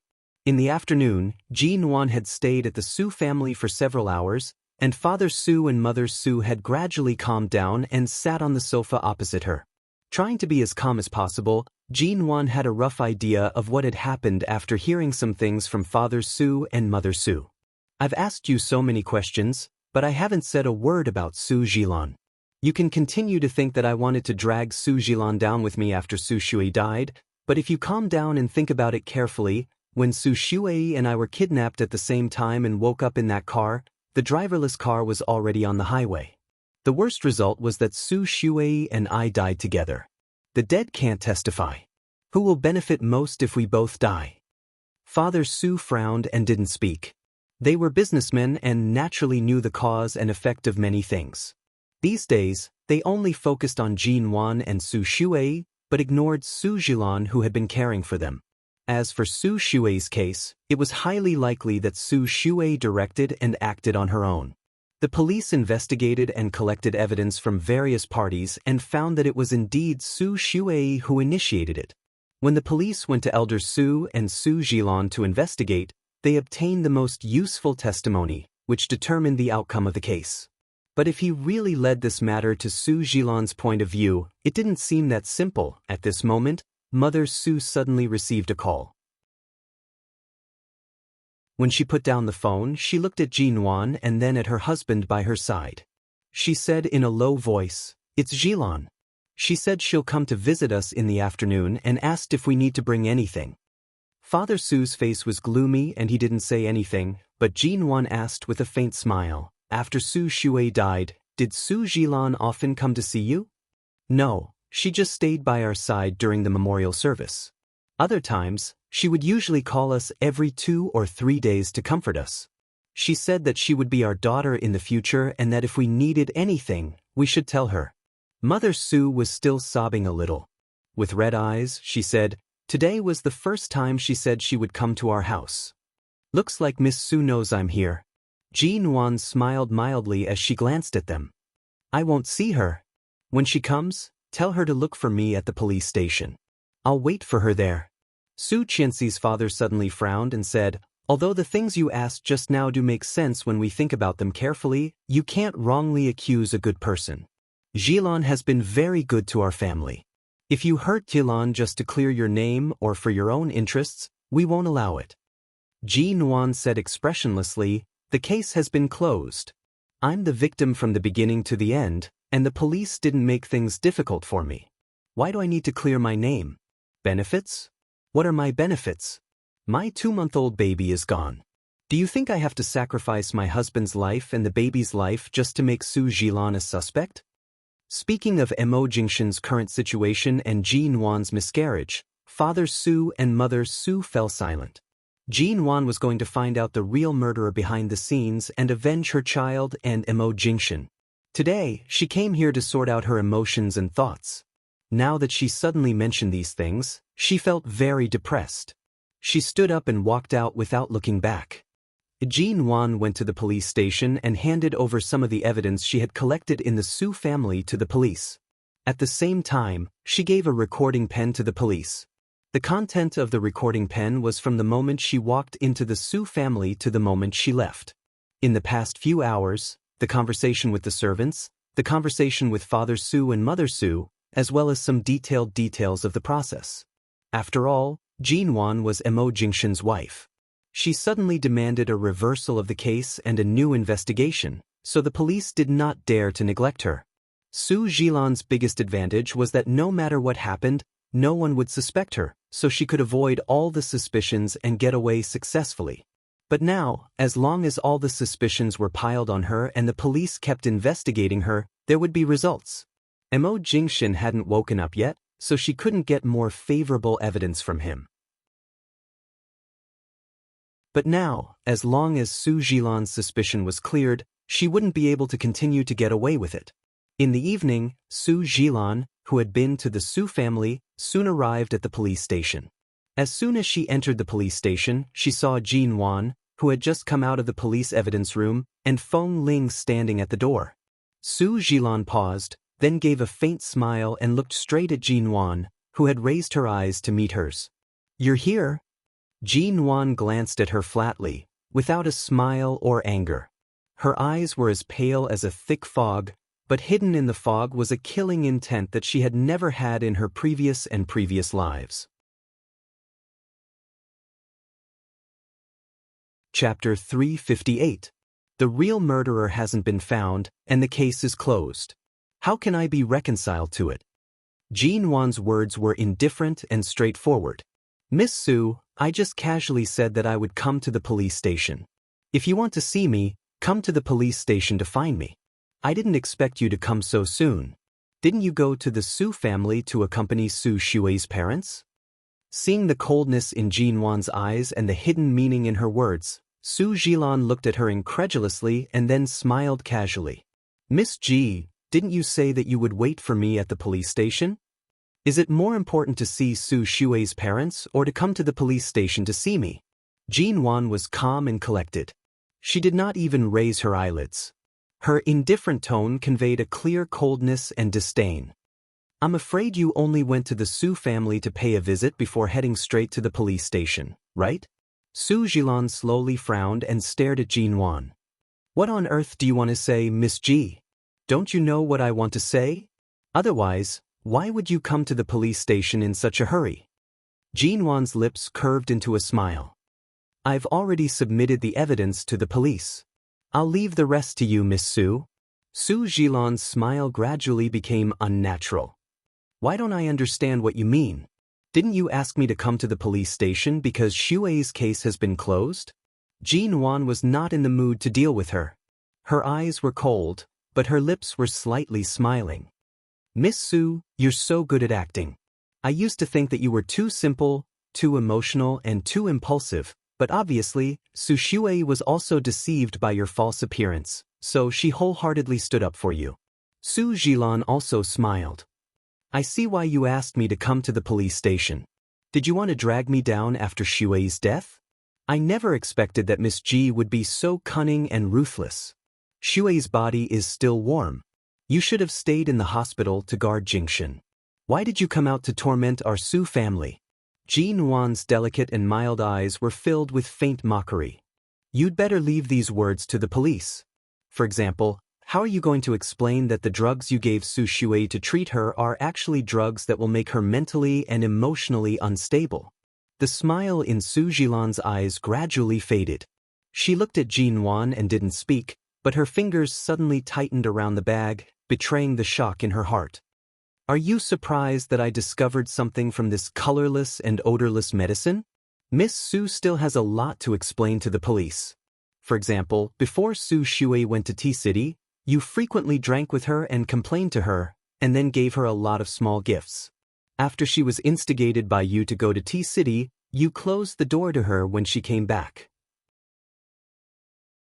It wasn't until something happened to her and she became crazy that you began to play the role of a good cousin. You can also explain to the police that while Su Xue was crazy, you said that you were taking her out to relax, but in reality, you were taking her to the cinema to watch horror movies, to the amusement park, or to some haunted houses. You had no intention of improving her madness at all, and you didn't intend to comfort her. In addition, you can also explain to the police that Su Xue was resting at home with a cold that night, but you suddenly took the initiative to ask her to accompany you to the party. She didn't have anything like a fruit knife in her bag, but you asked her to bring a knife to protect herself because she was afraid of people. The dress she wore at that time was chosen by you at the last minute, wasn't it? She should wear size S, but she wore size M that day. It can be seen how anxious you were before you went to the party. You didn't even give her time to change into a dress of the right size. Also, do you think the purchase record of that modified new BMW can be erased like the record of the courier company? After all, BMW is not a company you can easily threaten and control. They still have a record of car purchase. For example, you said you would give Su Xue a new car, and the car was registered in Su Xue's name, but on the day you bought the car, you swiped the card of your family servant. A week later, you transferred money from your grandfather's card to fill the vacancy in the servant's card. Your grandfather's card has been in your hands for a long time. You went around in a big circle just to hide your car purchase record. Su Zhilan's face grew paler. She looked calm, but the flicker in her eyes revealed some of her emotions. Jin Wan's exquisite face coldly smiled. The recordings and evidence I've submitted aren't enough to drag you into this. But Miss Su, you're too suspicious. The police will investigate based on this evidence. Did you think that no one would suspect you? Su Zhilan pursed her lips. It's just your guess. I can understand that you don't want me to live a peaceful life, but I've been with Xue for so many years. You can't just provoke us. She won't. Her soul in heaven should be awake. Once you say these lies, aren't you afraid she will come back to kill you in the middle of the night? Jin Wan was not in the mood to argue with her. I advise you not to waste your saliva on me. If you want to explain, go in and talk to the police yourself. Jin Wan said again, the Su family is indeed rich and powerful in Los Angeles, and they can use their wealth to hide some things in the police station to keep their innocence. But now the Mo family is involved, and Mo Jingshan has not woken up yet. If the Su family wants to cover up the truth, they have to ask the Mo family first. With that, Jin Wan walked straight past Su Zhilan. Su Zhilan suddenly stood in front of her. Jin Wan, you know Jingshan hasn't woken up yet, and you just had a miscarriage. Are you sure you have good intentions by causing a scuffle between the Su family and the Mo family at this time? The word, miscarriage, was really harsh to hear from Su Zhilan's mouth. Feng Ling reached out and pulled Jin Wan over. Su Zhilan glanced at Feng Ling and moved her lips, but in the end, she just lowered her voice. Jinwan, we'd better not involve others in our affairs. My grandfather is old, and Jingshen's parents are worried sick because of Jingshen's coma. You don't have to vent your anger on all of us because of Shui's matter.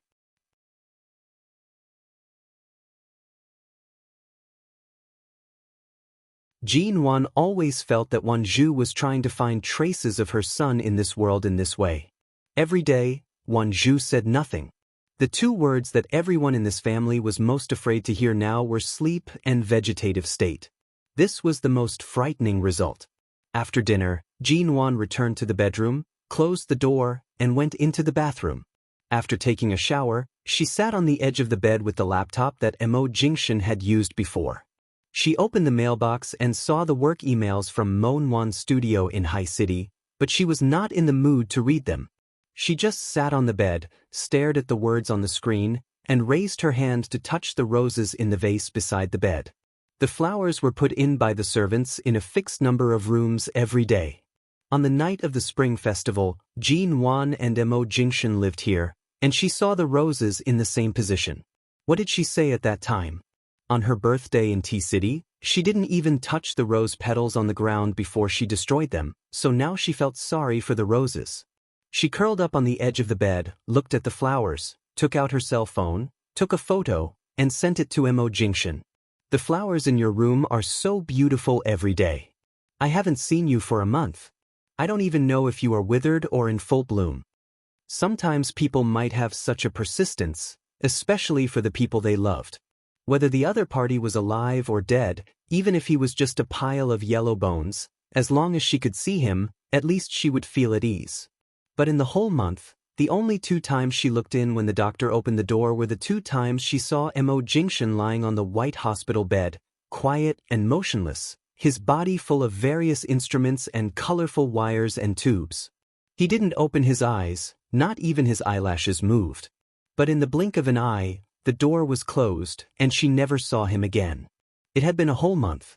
Jinwan called Mo Jingshen 3 times a day as usual and sent him a text message before going to bed as usual. As time went by, she was also very confused. If he continued to sleep like this, did he not want her anymore?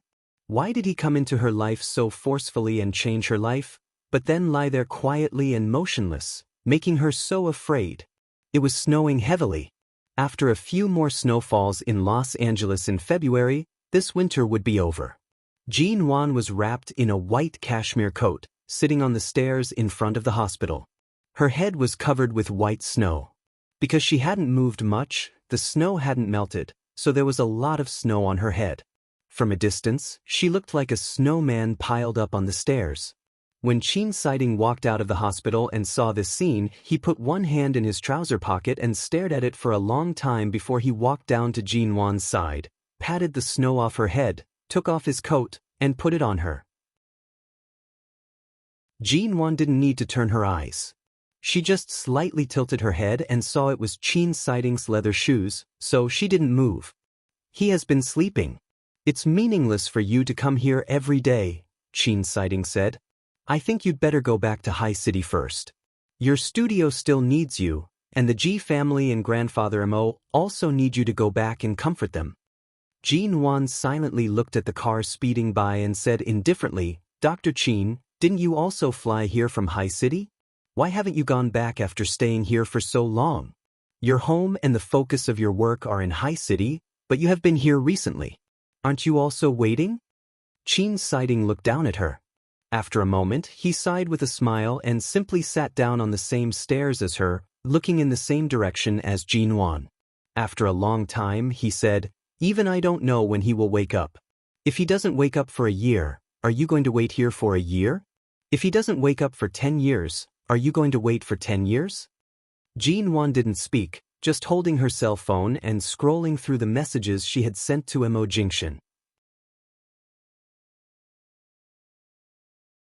Chapter 360.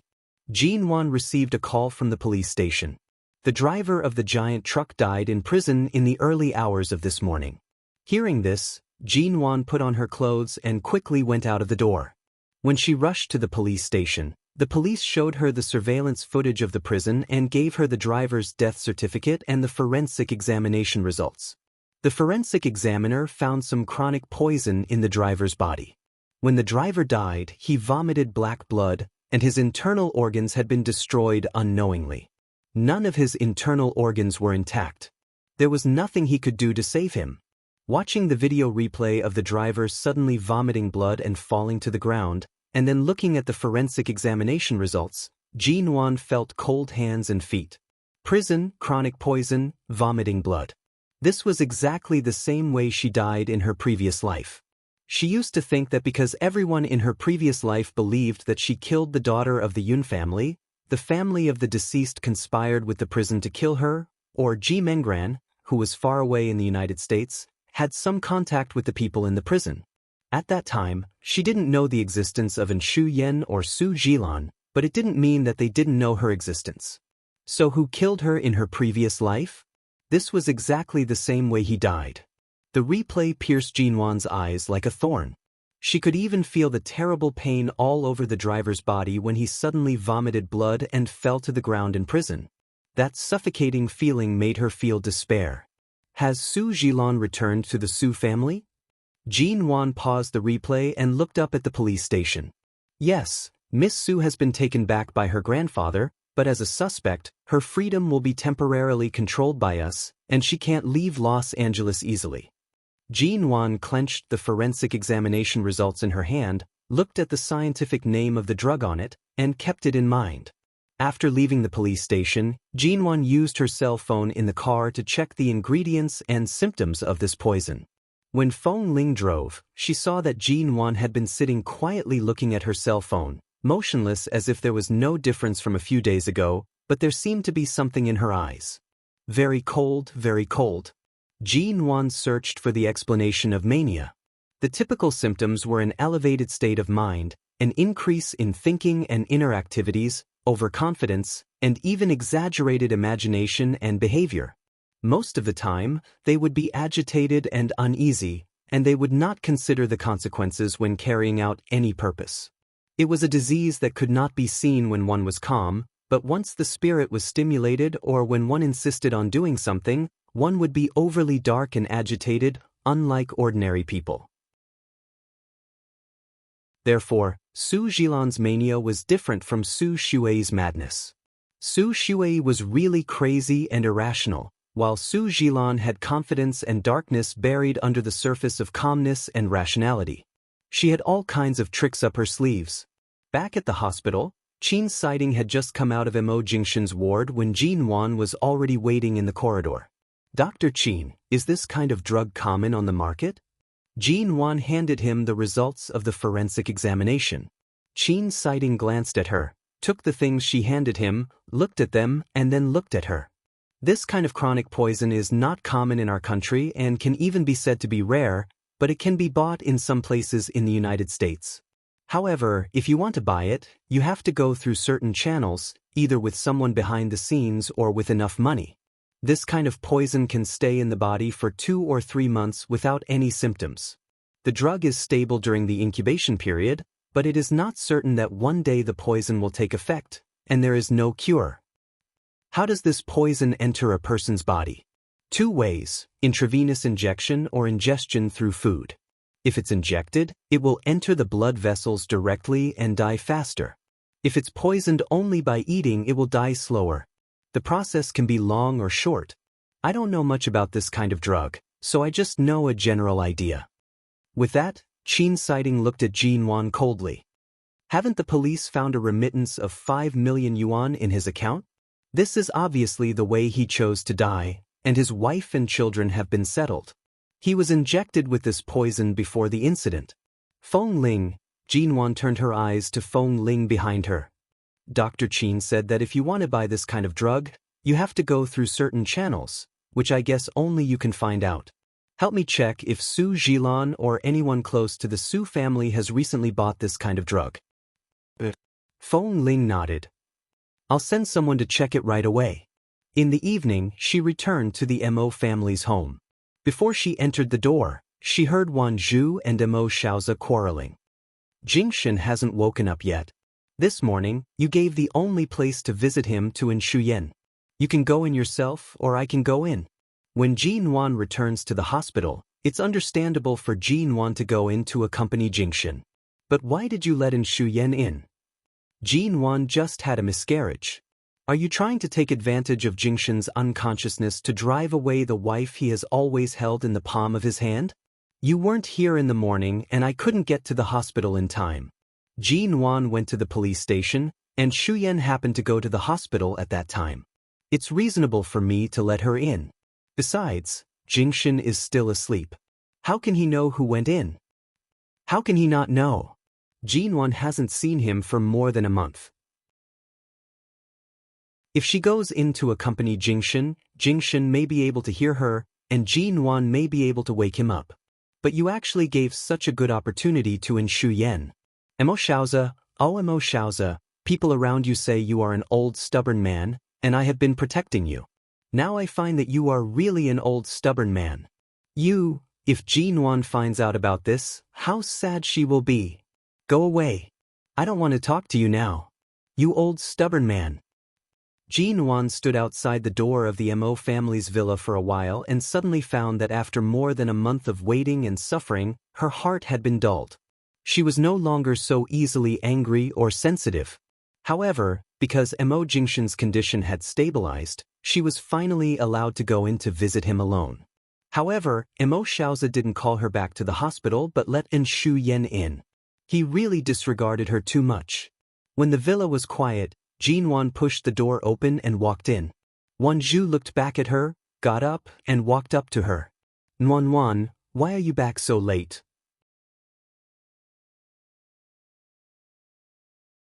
Chapter 361. The implication was that she had heard their conversation just now.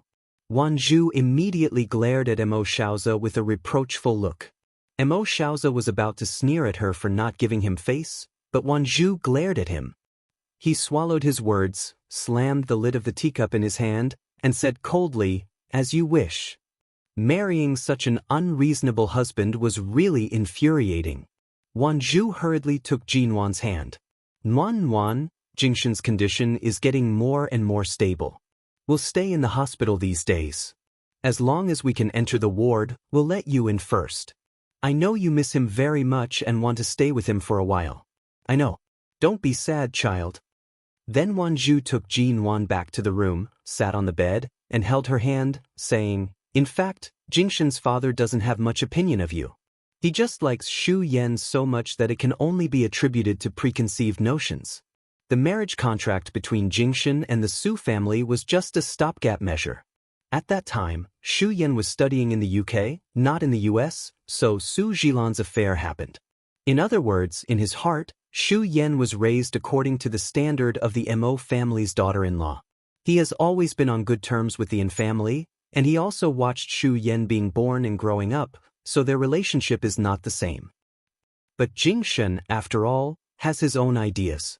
He spent more time in High City, and in the years he was in America, he rarely got close to his family. He rarely interacted with the Yin family, and he only met Shuyen a few times. You know what happened after that, and you know Jingshin's attitude, so don't let the stubborn ideas of Jingshin's father affect your mood. No matter what he does, he won't be so stupid as to force his son to divorce. He just doesn't want to give up and always wants to see if he can bring them together, but as long as you and Jingshin are as good as ever, he will give up after a long time." Jin-wan smiled. Perhaps it was because she grew up with her mother too little. Growing up with Ji Hongwon, she never knew what it felt like to have a good mother. But at this moment she understood. Mo Jingshin, a cold and unreasonable man, occasionally showed a warm and amiable side. He must have inherited Won-ju's good temper. But to avoid such a situation happening again, Jin-wan moved back to the hospital. While Mo Jingshin was in a deep sleep, Jin-wan had not been idle. She was thinking of ways to avenge her child, to avenge Mo Jingshin, and to avenge herself. Good news came from Mo Nwan's studio in High City every day. Hearing that her studio had made more than 200 million yuan in profits in the past few months, Jin-wan just calmly held a video conference with everyone in the studio and continued to stay in Los Angeles. Grandfather Mo didn't know how Mo Jingshan and Jinwan were, but they had been missing for a long time and hadn't returned to High City. He hadn't even heard Mo Jingshan's voice for a long time. After learning that they were in Los Angeles, he wanted to fly to Los Angeles several times to see them, but Jinwan persuaded him not to. It was only when Ji Hongwen suddenly fell ill and was sent to the hospital that night that Jinwan's vision darkened. Her heart turned cold. Jinwan, who had been determined to stay in Los Angeles and stay with Mo Jingshan, finally wavered a little. In her previous life, she couldn't accompany Ji Hongwen in his last days. Even if Ji Hongwen's illness was caused by overwork and was not fatal, there was always a chance. Jinwan couldn't gamble. Up to now, Ji Mengran was still missing and there was no news. Shen Heru was no longer at the Ji family. Ji Hongwen was the only one at home. If the servant hadn't found him early and sent him to the hospital in time, it was hard to say what would have happened. It turned out that every stage of a person's life was full of too many unknowns. Many things had to be changed, but they also had to pay the price. On the phone, the servant of the Ji family said, "Chairman Ji is now in the hospital. His life is not in danger, but he needs to be observed and may be hospitalized for a long time." "Are you going back?" Qin Siding asked her. Jinwan didn't know. She had been in the hospital for so many days, but still couldn't find a chance to enter the ward. When she finally got the chance to visit Mo Jingshan, Wan Zhu and Mo Xiaozi were there. They were Mo Jingshan's parents, so she didn't compete with them for this chance. Even though Wan Zhu wanted her to accompany Mo Jingshan, Jinwan insisted. After that, it was hard to get a chance. The sterile ward was rarely open. If it weren't for Mo Jingshan's physical fitness, he wouldn't have been able to get 2 chances to enter the ward. Jinwan received a call from the Ji family again. The servant said that Ji Hongwen had lost a lot of weight recently and hadn't been able to eat for 2 days. He vomited as much as he ate. Although the doctor said his life was not in danger, he couldn't go on like this. They were worried that Chairman Ji wouldn't be able to hold on. When Mo Jingshan slept for nearly 2 months, Jinwan finally nodded, silently packed up her things, and prepared to fly back to High City. Before she left, she didn't send him any text messages. She didn't know when he would see the messages she had sent in the past dozens of days. Feng Ling accompanied her to the airport. In the airport hall, people came and went. Jinwan still remembered that when she secretly flew out of High City to Cambodia with Feng Ling, her heart had been anxious. Now, standing here, she was about to fly back to High City. She was no longer in a state of panic. But like duckweed without gravity, she floated all over the sky, unable to find an end or a home. At least at that time, she knew that Mo Jingshan was in Cambodia. She wanted to go to Cambodia to find him, and she did succeed. But where on earth was he now? After sleeping for so long, she didn't know whether she was in his dreams or where he had been in his dreams, and she couldn't find him. Feng Ling went to buy water for her, and Jinwan went to line up for the boarding pass. She only took the simplest small silver suitcase. She didn't plan to stay long in High City and planned to fly back to Los Angeles when Ji Hongwen was better, so she didn't take much with her.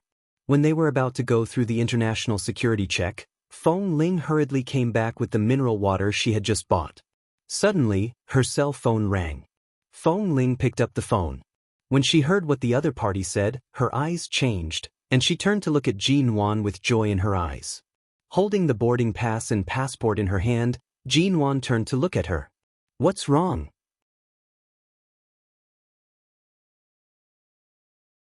Chapter 362. When Mo Jingshan woke up, he had been sleeping in the hospital for 2 months. As usual, Qin Siding wore a white coat and a mask to enter the ward. As soon as he entered, he saw that Mo Jingshan's eyes were open. He couldn't help raising his eyebrows and asking incredulously, "You're awake? Are my eyes playing tricks on me?" On the white bedsheet, the man looked calm and cold. His emotionless eyes looked at the man in the white coat beside the bed. After a while, he frowned. "How long have I slept?" His voice was very hoarse. "How long?" Qin Siding resisted the urge to call Jinwan immediately and stared at Mo Jingshan, who was still in a daze. 2 months. Is it long? The man on the bed frowned and didn't speak for a while, as if he was thinking about something hard to figure out. It was not convenient to use a cell phone in this ward. Chin Siding's hand paused in his pocket. He saw that Emo Jingshin's eyes were cold and strange. Although he usually looked like this when he was cold, there seemed to be something more and something missing in his eyes. It's really lucky that you survived the car accident. Jin Wan didn't wait in vain to wake up. Chin Siding smiled and sighed. When Emo Jingshin heard Jin Wan's name, he suddenly raised his head and narrowed his dark eyes. Jin Wan. I say. Chin Siding's brows twitched fiercely. At that time, the steel bars in the car directly injured your neck and spine. These are all connected to the nerves in your brain. Did you King lose your memory? Emo Jingshin didn't speak again. He raised his hand and pressed his slender index finger against his temple, as if he was still not very awake. Holy shit, don't tell me you really lost your memory? Jin Wan will cry to death. Chin Siding was about to come forward to examine him.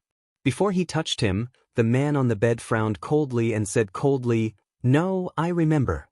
There was a strong sense of alienation in his voice, which was not directed at Chin Siding but at the name Jin Wan. Chin Siding felt it was a little strange. Emo Jingshin had just woken up, and no one had offended him. This cold and distant aura of an absolute superior was too frightening. He hesitated for a moment before asking, "How do you feel right now?" Emo Jingshin nodded. "I'm fine. Just a headache." Emo Jingshin's voice was low and hoarse. His eyes were closed and he was not used to the light in the ward. Chin Siding turned around and drew the curtains. When he turned back, he saw that Emo Jingshin had opened his eyes. The room suddenly dimmed and darkened, covering his deep eyes. Chin Siding turned on the light wall lamp in the ward, took out his cell phone to check the time, and said, "I'll go out to inform your attending doctor, uncle, and aunt, and then call Jin Wan. She's probably at the airport now. She hasn't woken up for 2 months. She's finally ready to go back to High City to see her father, but you woke up just in time. I hope she hasn't boarded the plane yet." Emo Jingshin looked at the phone that Chin Siding took out without batting an eyelid. Looking at the model of the phone, he was silent for a long time and did not speak. An hour later, the medical staff came and went in the ward. Emo Xiaoza and Wan Zhu, who got the news, rushed to the hospital, but they didn't even see Emo Jingshin before the door of the ward was closed. Emo Jingshin didn't see anyone. The light in the room was dim, and the man on the hospital bed had a sore throat. After Chin Siding walked out, he closed the door and quietly lay back on the bed. What entered his eyes was the white ceiling. In the empty, luxurious ward, the sound of the air conditioner was so weak that it could not be heard. He closed his eyes. After sleeping for 2 months, he had a very long dream. Who he was, he remembered. Who Jin Wan was, he remembered. He remembered how the car accident happened. He remembered the scene when Jin Wan rolled down from the car in front of him. When the huge impact happened, the steel bar in the car pierced his shoulder. He also remembered that he heard Jin Wan's cries in the car and heard Feng Ling say worriedly that her lower body was bleeding. He remembered. The phone was quietly placed by the bed. He didn't know if anyone had charged it for him in the past 2 months. Emo Jingshin opened his eyes. After 2 months of sleep and recuperation, the wounds that should be healed had already healed. These movements of getting up and raising his hand were no longer affected. He picked up the phone on the white table beside the bed. The time shown on the phone was March 13th, 200x. His gaze paused for a moment and his head began to hurt again.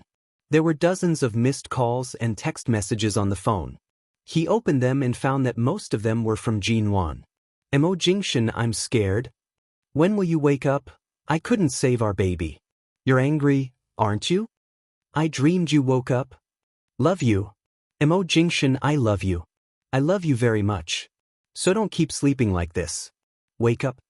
If I knew that you would use such a method to save my life, I would rather die with Su Shui in that car than have you die for me. It's so cold today, but I can't stay in your ward. Is your bed warm? Can I sleep with you? I haven't seen you for half a month. I miss you so much. The doctor said you're likely to keep sleeping like this. Do you not want me anymore? Emo Jingshin, I miss you. Still won't wake up? I'm scared. I'm scared every day. The man on the bed quietly read the text messages. Until he finished reading dozens of them, he remained expressionless.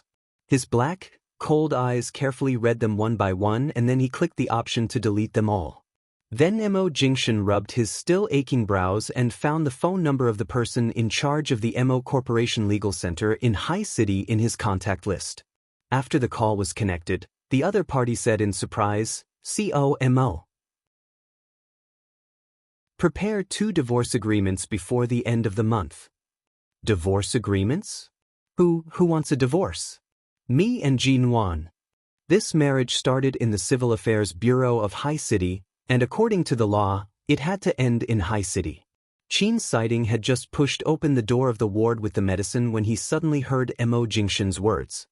He almost dropped the medicine bottle in his hand and looked at the cold, pale man as if he had seen a ghost. Mo Jingshan's expression didn't change at all when Qin Siding came in. He hung up the phone, threw it aside, and closed his eyes. "You want to divorce Jin Wan?" Qin Siding frowned. He knew Mo Jingshan too well. Although many people couldn't see through Mo Jingshan, Nen Heng and Qin Siding had been with him for so many years, and they always understood what he did more than they were curious about him. Mo Jingshan never did things that were too impulsive or unreasonable. He was too calm and rational. Not to mention how impeccable he was in the business world, he was absolutely considerate in marriage and love, and would never allow any misunderstanding or flaw to occur.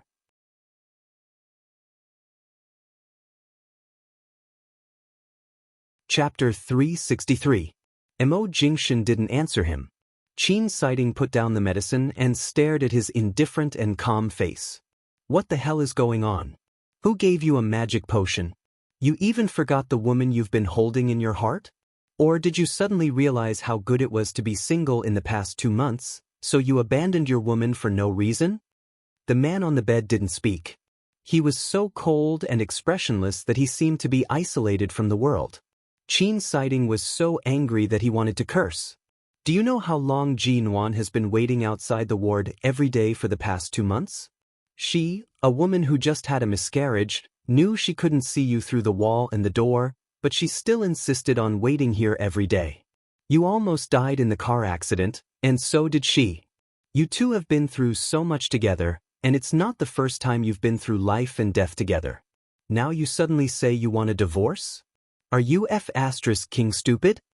Mo Jingshan closed his eyes and said flatly, "Get out." Qin Siding was about to speak, when he suddenly heard footsteps coming from outside the ward and heard Feng Ling calling Jin Wan to slow down. He paused and looked at the man on the bed whose eyes were closed and whose face was cold. "Jin Wan is coming. I'll stop her first. You'd better wake up as soon as possible." With that, he turned around and walked out.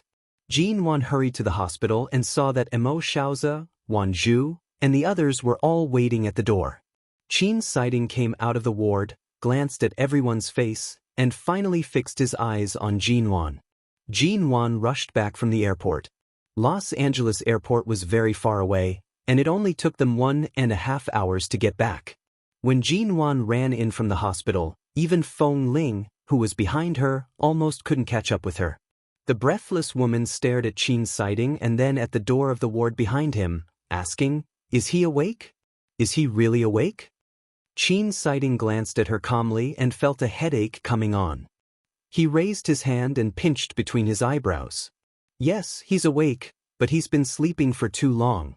It's not suitable for him to see too many people now. Let him calm down first." Jin Wan immediately smiled. "It's all right. It's good that he's awake. It's good that he's awake." It didn't matter if she couldn't see him. She had already waited for 2 months. It didn't matter if she waited a little longer. As long as he woke up, it would be fine. He was not in a coma and did not become a vegetable. The doctor had said that as long as he could wake up, there would be no more problems. She was afraid that he would not wake up. As long as he woke up, everything would be fine. Her Mo Jingshan did not leave. He had returned. Seeing the overjoyed expression on the woman's face, Qin Siding's tone turned bitter, and he could not speak for a while. After a while, he comforted Wan Zhu and Mo Xiaozi, telling them to go back and rest and wait for his call. Jin Wan still insisted on staying in the hospital, and Qin Siding didn't force her to leave. When he saw Jin Wan put her suitcase against the wall, sat alone on the bench outside the ward, and waited as patiently as ever, he looked at her in silence for a long time. After a moment he asked, "You're not going back to High City? Let's see how it goes." I called High City on the way back to the hospital from the airport. The servant said that my father can eat something today, and his condition is better than 2 days ago. Qin Siding nodded. After waiting for a whole night, Jin Wan did not enter the ward. Every time Qin Siding came out and saw her, he persuaded her to go back to rest or sleep in the nurse's lounge. But since Jin Wan knew that Mo Jingshan had woken up, she couldn't fall asleep. At least let her see him. If she couldn't see him tonight, she could wait until tomorrow. She could wait. In the early morning, when it was almost dawn, Qin Siding opened the door and took a look. Suddenly, he turned back to the ward with an ugly face and looked at Mo Jingshan, who had not slept since he woke up. "It's cold in the corridor. She has been sitting there motionless like a good baby all afternoon and all night. I can't stand it anymore. Take care of your woman. I'll go to the nurse's lounge to sleep for a while," Qin Siding said and turned to leave. When he closed the door, he made a big noise. Jin Wan turned her eyes and looked at Qin Siding's back strangely, wondering why he was so angry. She turned back to see that the door of the ward was not completely closed. Because he closed it too hard, it bounced back, leaving a small gap. The door was not locked, the other medical staff were not here, and Dr. Qin had left. There was a gap in the door, and Mo Jingshan had woken up.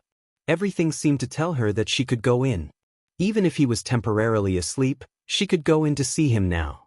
But Qin Siding said during the day that he needed quiet now. Jin Wan licked her dry lips, stared at the small gap in the door for a long time, hesitated for a long time, but did not get up and go in. She continued to sit on the bench outside the door. Before Mo Jingshan agreed to let other medical staff in, she would respect his choice and wait patiently. The ward was very quiet. Mo Jingshan silently looked at the gap in front of the door. The lights in the ward were very dim, but the lights in the corridor were very bright. He could see the figure on the bench through the small gap. As Qin Siding had said, she sat there like an obedient baby and did not make any noise or movement. It was as though she was afraid of disturbing him, or afraid of being driven away by the medical staff and not allowing her to continue staying here. It was gradually 6:30 in the morning, and she was still sitting there motionless. Mo Jingshan was silent for a moment, lifted the quilt, and got out of bed. Looking at the figure outside the door, he slowly walked to the door, and put his hand on it. At this time, the hospital was very quiet. Jin Wan was still not sleepy. Even though Mo Jingshan's footsteps were very light, she still heard them. She turned her eyes abruptly, and the moment the door was opened, she met the man's dark, cold eyes. Jin Wan stood up abruptly, but because she had been sitting all night, her legs were numb. She staggered and almost lost her balance. She raised her hands to support herself on the bench to prevent herself from falling down awkwardly. She then looked up at the man in the door. "Why did you get out of bed? You just woke up. Did the doctor say you can walk around now?" Jin Wan hammered her numb legs, straightened up, and walked up to him. When she reached the door of the ward, the homesickness was gone. She saw that Mo Jingshan was only a little thinner than before the accident, but there was no change. He was still him, the man she was familiar with.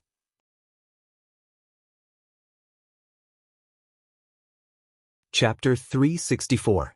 With that, she leaned against the wall with a joyful expression, meeting the man's cold and emotionless eyes at such a close distance. The smile on her face gradually faded with his alienation and indifference. Finally, as if reading something in his deep eyes, her lips trembled. Why are you looking at me like this?" Mo Jingshan looked at her heavily. "How should I look at you?" At the very least, he shouldn't look at her so coldly, as if she was a stranger, unrelated to him, or even emotionless. Jin Wan paused and suddenly turned to look at the door. Then she turned back to look at him. "If it's because you just woke up and your body is not used to it, I'll go out now. You rest quietly. I'll stay with you outside. I won't leave or come in to disturb you, Miss G. The man's warm and cold voice came into her ears, but it seemed that after 10 years, the man who drew parallel lines with her life was pulled back in front of her eyes. In the large ward, the light poured on the floor, and the transparent dust floated up and down in the air, but the ward was silent. Only Mo Jingshan's bone-chilling voice resounded. Jin Wan's eyes suddenly froze. Miss G? Mo Jingshan looked at her coldly. Don't be so surprised. Whether it was 10 years ago or 10 years ago, everything should return to its original point, and it should find the original track. The ward was frighteningly quiet. Such Mo Jingshan, such a him, for some reason she had a feeling that she had never found him. He was as far away from her as he was 10 years later, untouchable, unseen, and unfathomable. Coupled with his words, she felt as if she had been splashed with a bucket of cold water. Her whole body was cold, and she almost lost her balance against the wall. All the joy she felt because he had finally woken up cooled in an instant. She stared at his eyes, but could not find any of the warmth and concern she had in the past. The deep love and sweetness were all gone. He was Mo Jingshan, but not the Mo Jingshan she was familiar with. He was different, her lips moved. I'm still me. I haven't forgotten anything. The man's voice was indifferent but cruel. It's just that I slept for too long and had a long dream. Jin Wan understood almost instantly, and the blood in her body almost froze at this moment. He knew. He knew everything. What she was most afraid of was that Mo Jingshan would know that she had been reborn. What she was most afraid of was that he would know that she had followed him closely from the beginning to change the course of her life. She just wanted to live a better life, but now the nightmare had come.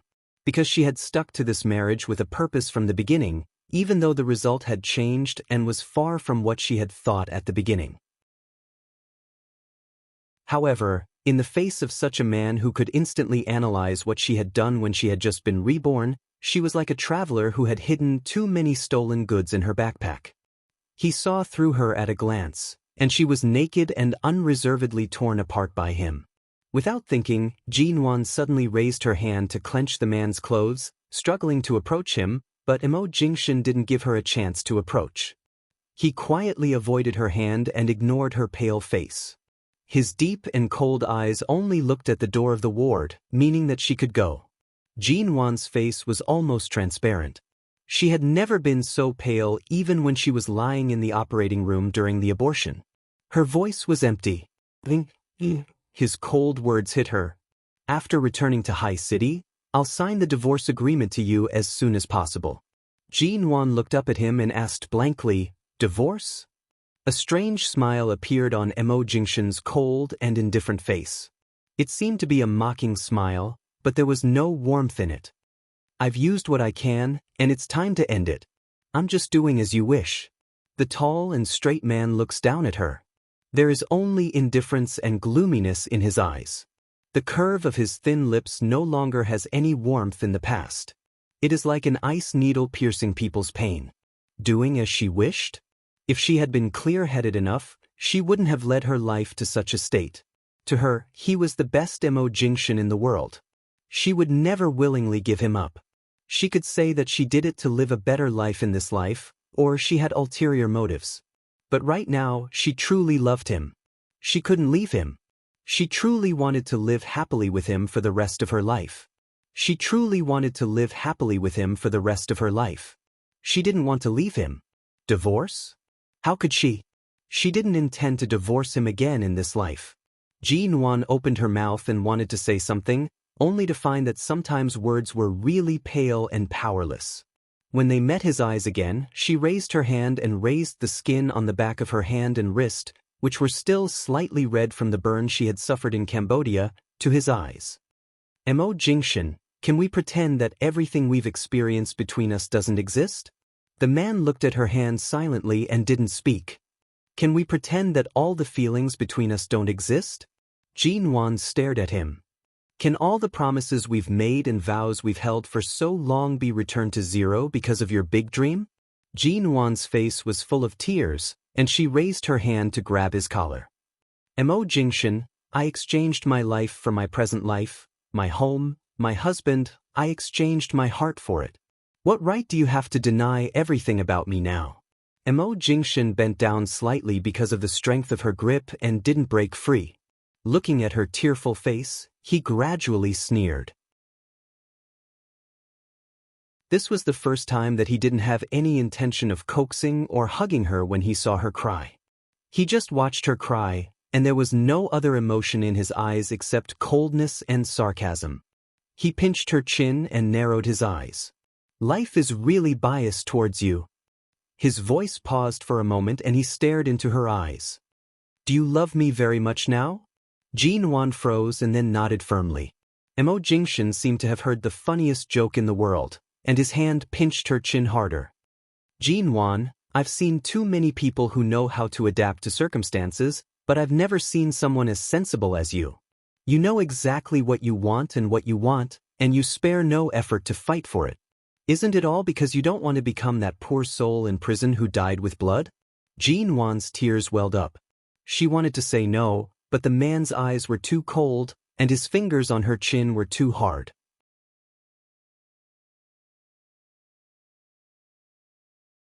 Chapter 365.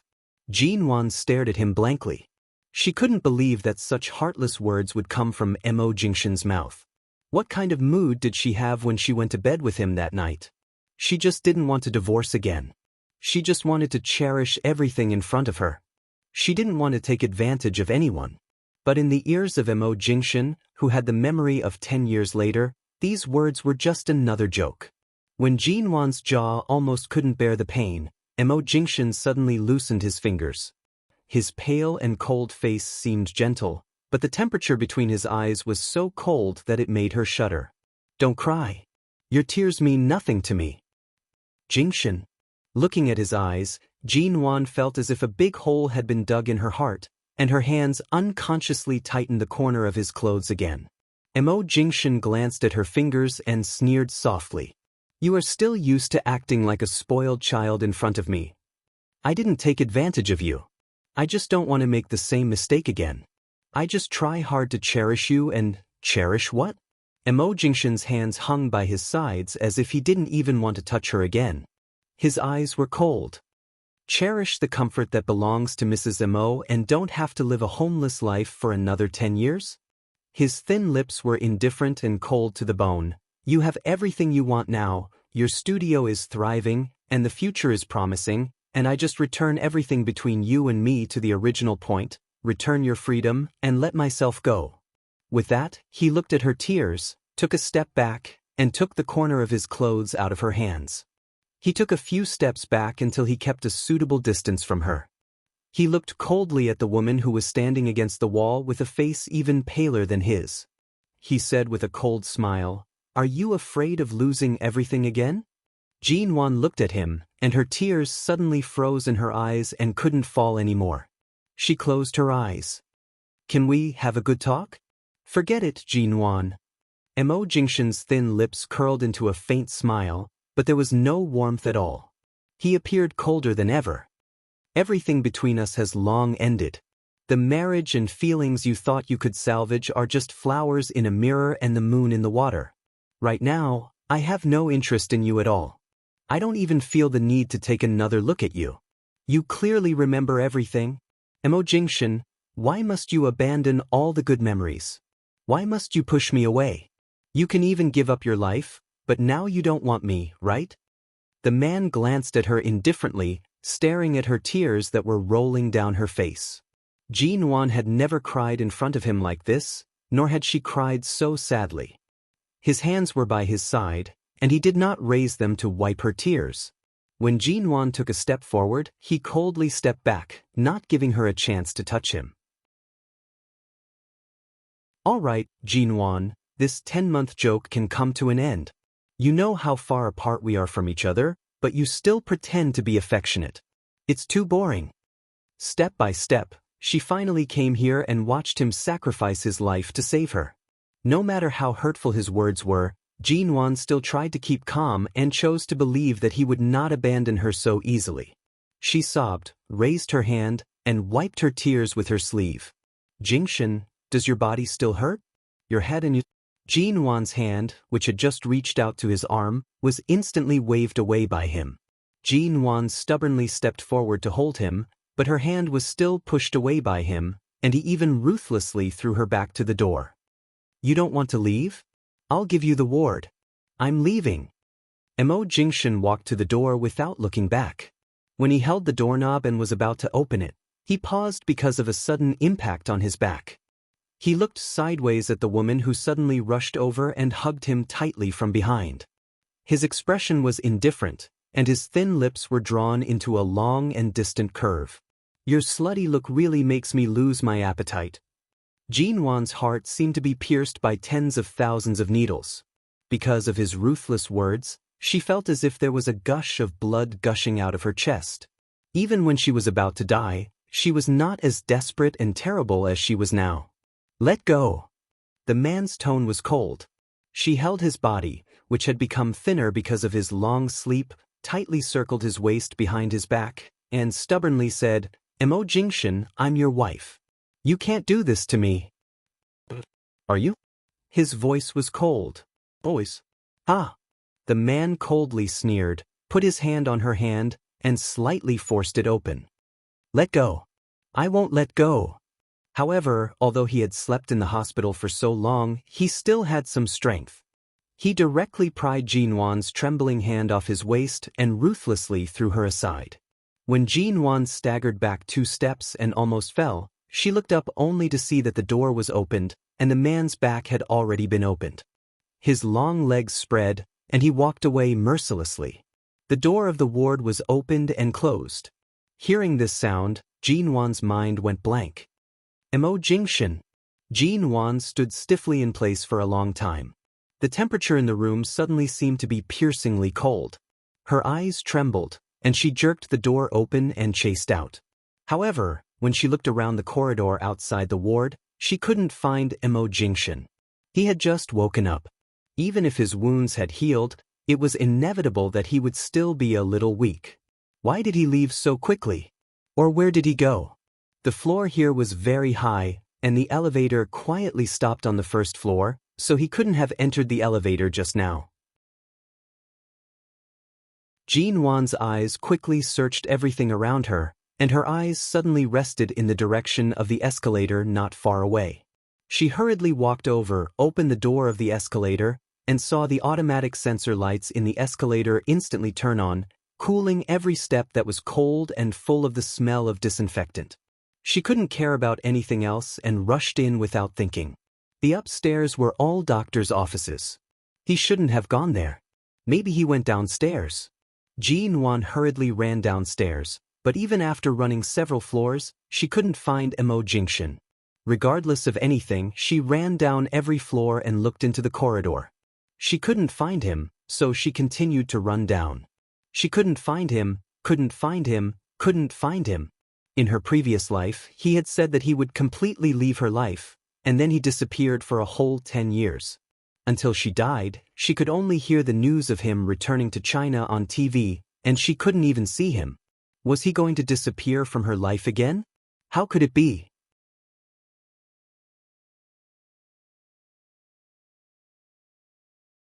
Chapter 366. When Feng Ling found Jean Wan was searching every floor like a wandering ghost. Even some family members outside the other wards were startled by her. "Mrs. Mo?"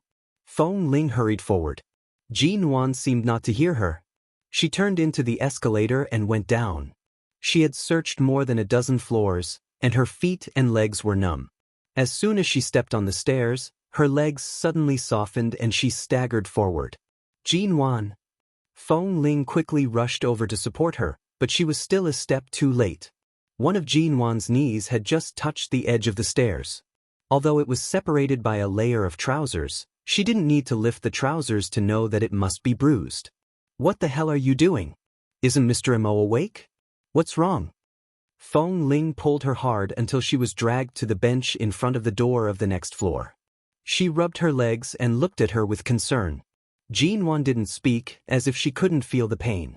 Not long after, Jean Wan was forcibly taken to the hospital's lounge by Feng Ling. She called the doctor over to apply some medicine to her knee and then sat by her side to accompany her. Jean Wan was silent for a long time and suddenly leaned her head on Feng Ling's shoulder. She said, "I'm in so much pain." Feng Ling paused and looked down at her. "Where does it hurt? Shall I call the doctor over?" Jean Wan slowly raised her hand and pointed to her heart. "Here." Feng Ling frowned and roughly understood what Jean Wan meant. But what she couldn't understand was that Mr. Mo finally woke up. Shouldn't he be happy? Why did Jean Wan look as if she suddenly lost the whole world, like a child abandoned in a corner of the world, so confused? Why did she feel heartache? "Jean Wan, Feng Ling, I want to be alone for a while." Jean Wan closed her eyes and said softly, "Are you worried about High City? Haven't you contacted the Ji family servants? If you're really worried, we can fly back today, visit your father, and then fly back immediately. We can come back in a day or two." Jean Wan smiled bitterly and shook her head. "It's all right. Let me be alone for a while." Feng Ling was silent for a moment, stood up and walked out. There was no one in the lounge, and the sun had just risen. Jean Wan sat quietly for a while, got up, walked out, and entered the elevator. Feng Ling didn't follow her but just watched from the side. When the elevator reached the top floor of the hospital, she immediately frowned. Qin Siding woke up. In fact, he had slept for less than 2 hours. When he went to the ward, Mo Jingshan was standing by the window. "Where is Jean Wan? Did she just come in? Why isn't he outside now?" Qin Siding asked. The man in front of the window did not answer. The room was silent and cold. Qin Siding narrowed his eyes coldly and then gritted his teeth. "Don't tell me you've already said that to her?" The man remained silent. "Damn it, among us, only you and Jean Wan had a smooth journey and lived a comfortable and happy life.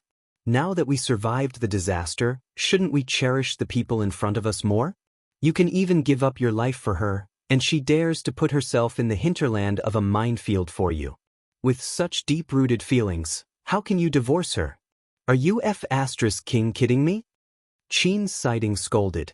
"Do you want to go down to the sea to accompany me in difficulties because you see me suffering from Shi Nian's torture? You have to see if Jean Wan agrees or not. She is much more persistent than I thought. She has never wavered or given up on you. How can you just push away such a woman who follows you so firmly?" When Nanheng came in, he felt that the ward was a little tense, but the person who was at daggers drawn was Qin Siding. Mo Jingshan, who had slept for 2 months and had just woken up for a day, just stood silently in front of the window and didn't move. "Since you've woken up, you should leave the hospital as soon as possible. Go back to the Mo family to recuperate or go back to High City. I'm really tired of staying in a place like a hospital now." Nanheng said, turned on the light in the ward, and then turned to look at Qin Siding. "You haven't had a good rest these days when he was asleep. Go back to High City and love your Miss Shi as soon as possible." Qin Siding didn't speak but took a deep breath, turned to sit on the sofa by the window, and stared straight at the person in front of the window. Mo Jingshan glanced at him. "Why are you so free to meddle in other people's business now?" Qin Siding snorted. "I don't necessarily care about other people's business, but I'm one of your attending doctors.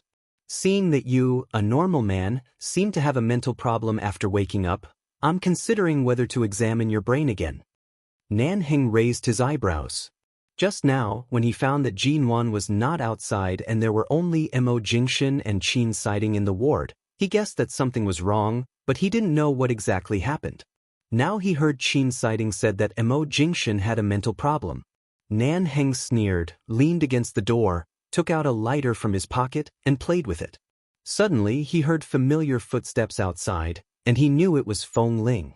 At the moment when the door of the ward was knocked, he didn't even need to ask and directly opened the door.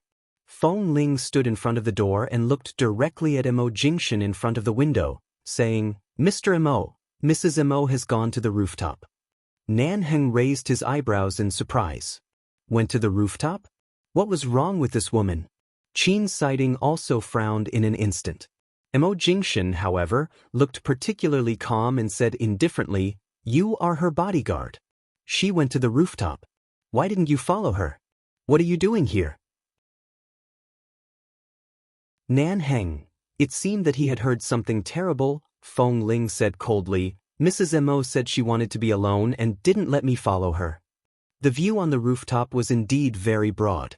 Jean Wan stood on it and enjoyed the wind for a while. Then she stood at the edge, found a place to sit against the railing, and stared blankly at half of Los Angeles. She only sat here for a while, probably less than a few minutes, when the metal door on the rooftop was suddenly kicked open with a bang. A gust of wind blew. Jean Wan narrowed her eyes and heard Feng Ling's voice behind her. Mrs. Mo, Mr. Mo asked me to take you down. You're tuning in to the Passion Pages YouTube channel. We're so grateful for your support, and don't forget to subscribe to join us on this incredible journey through captivating stories.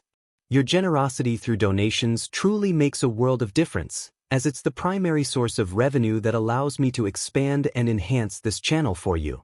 Thank you from the bottom of my heart for being a part of this adventure.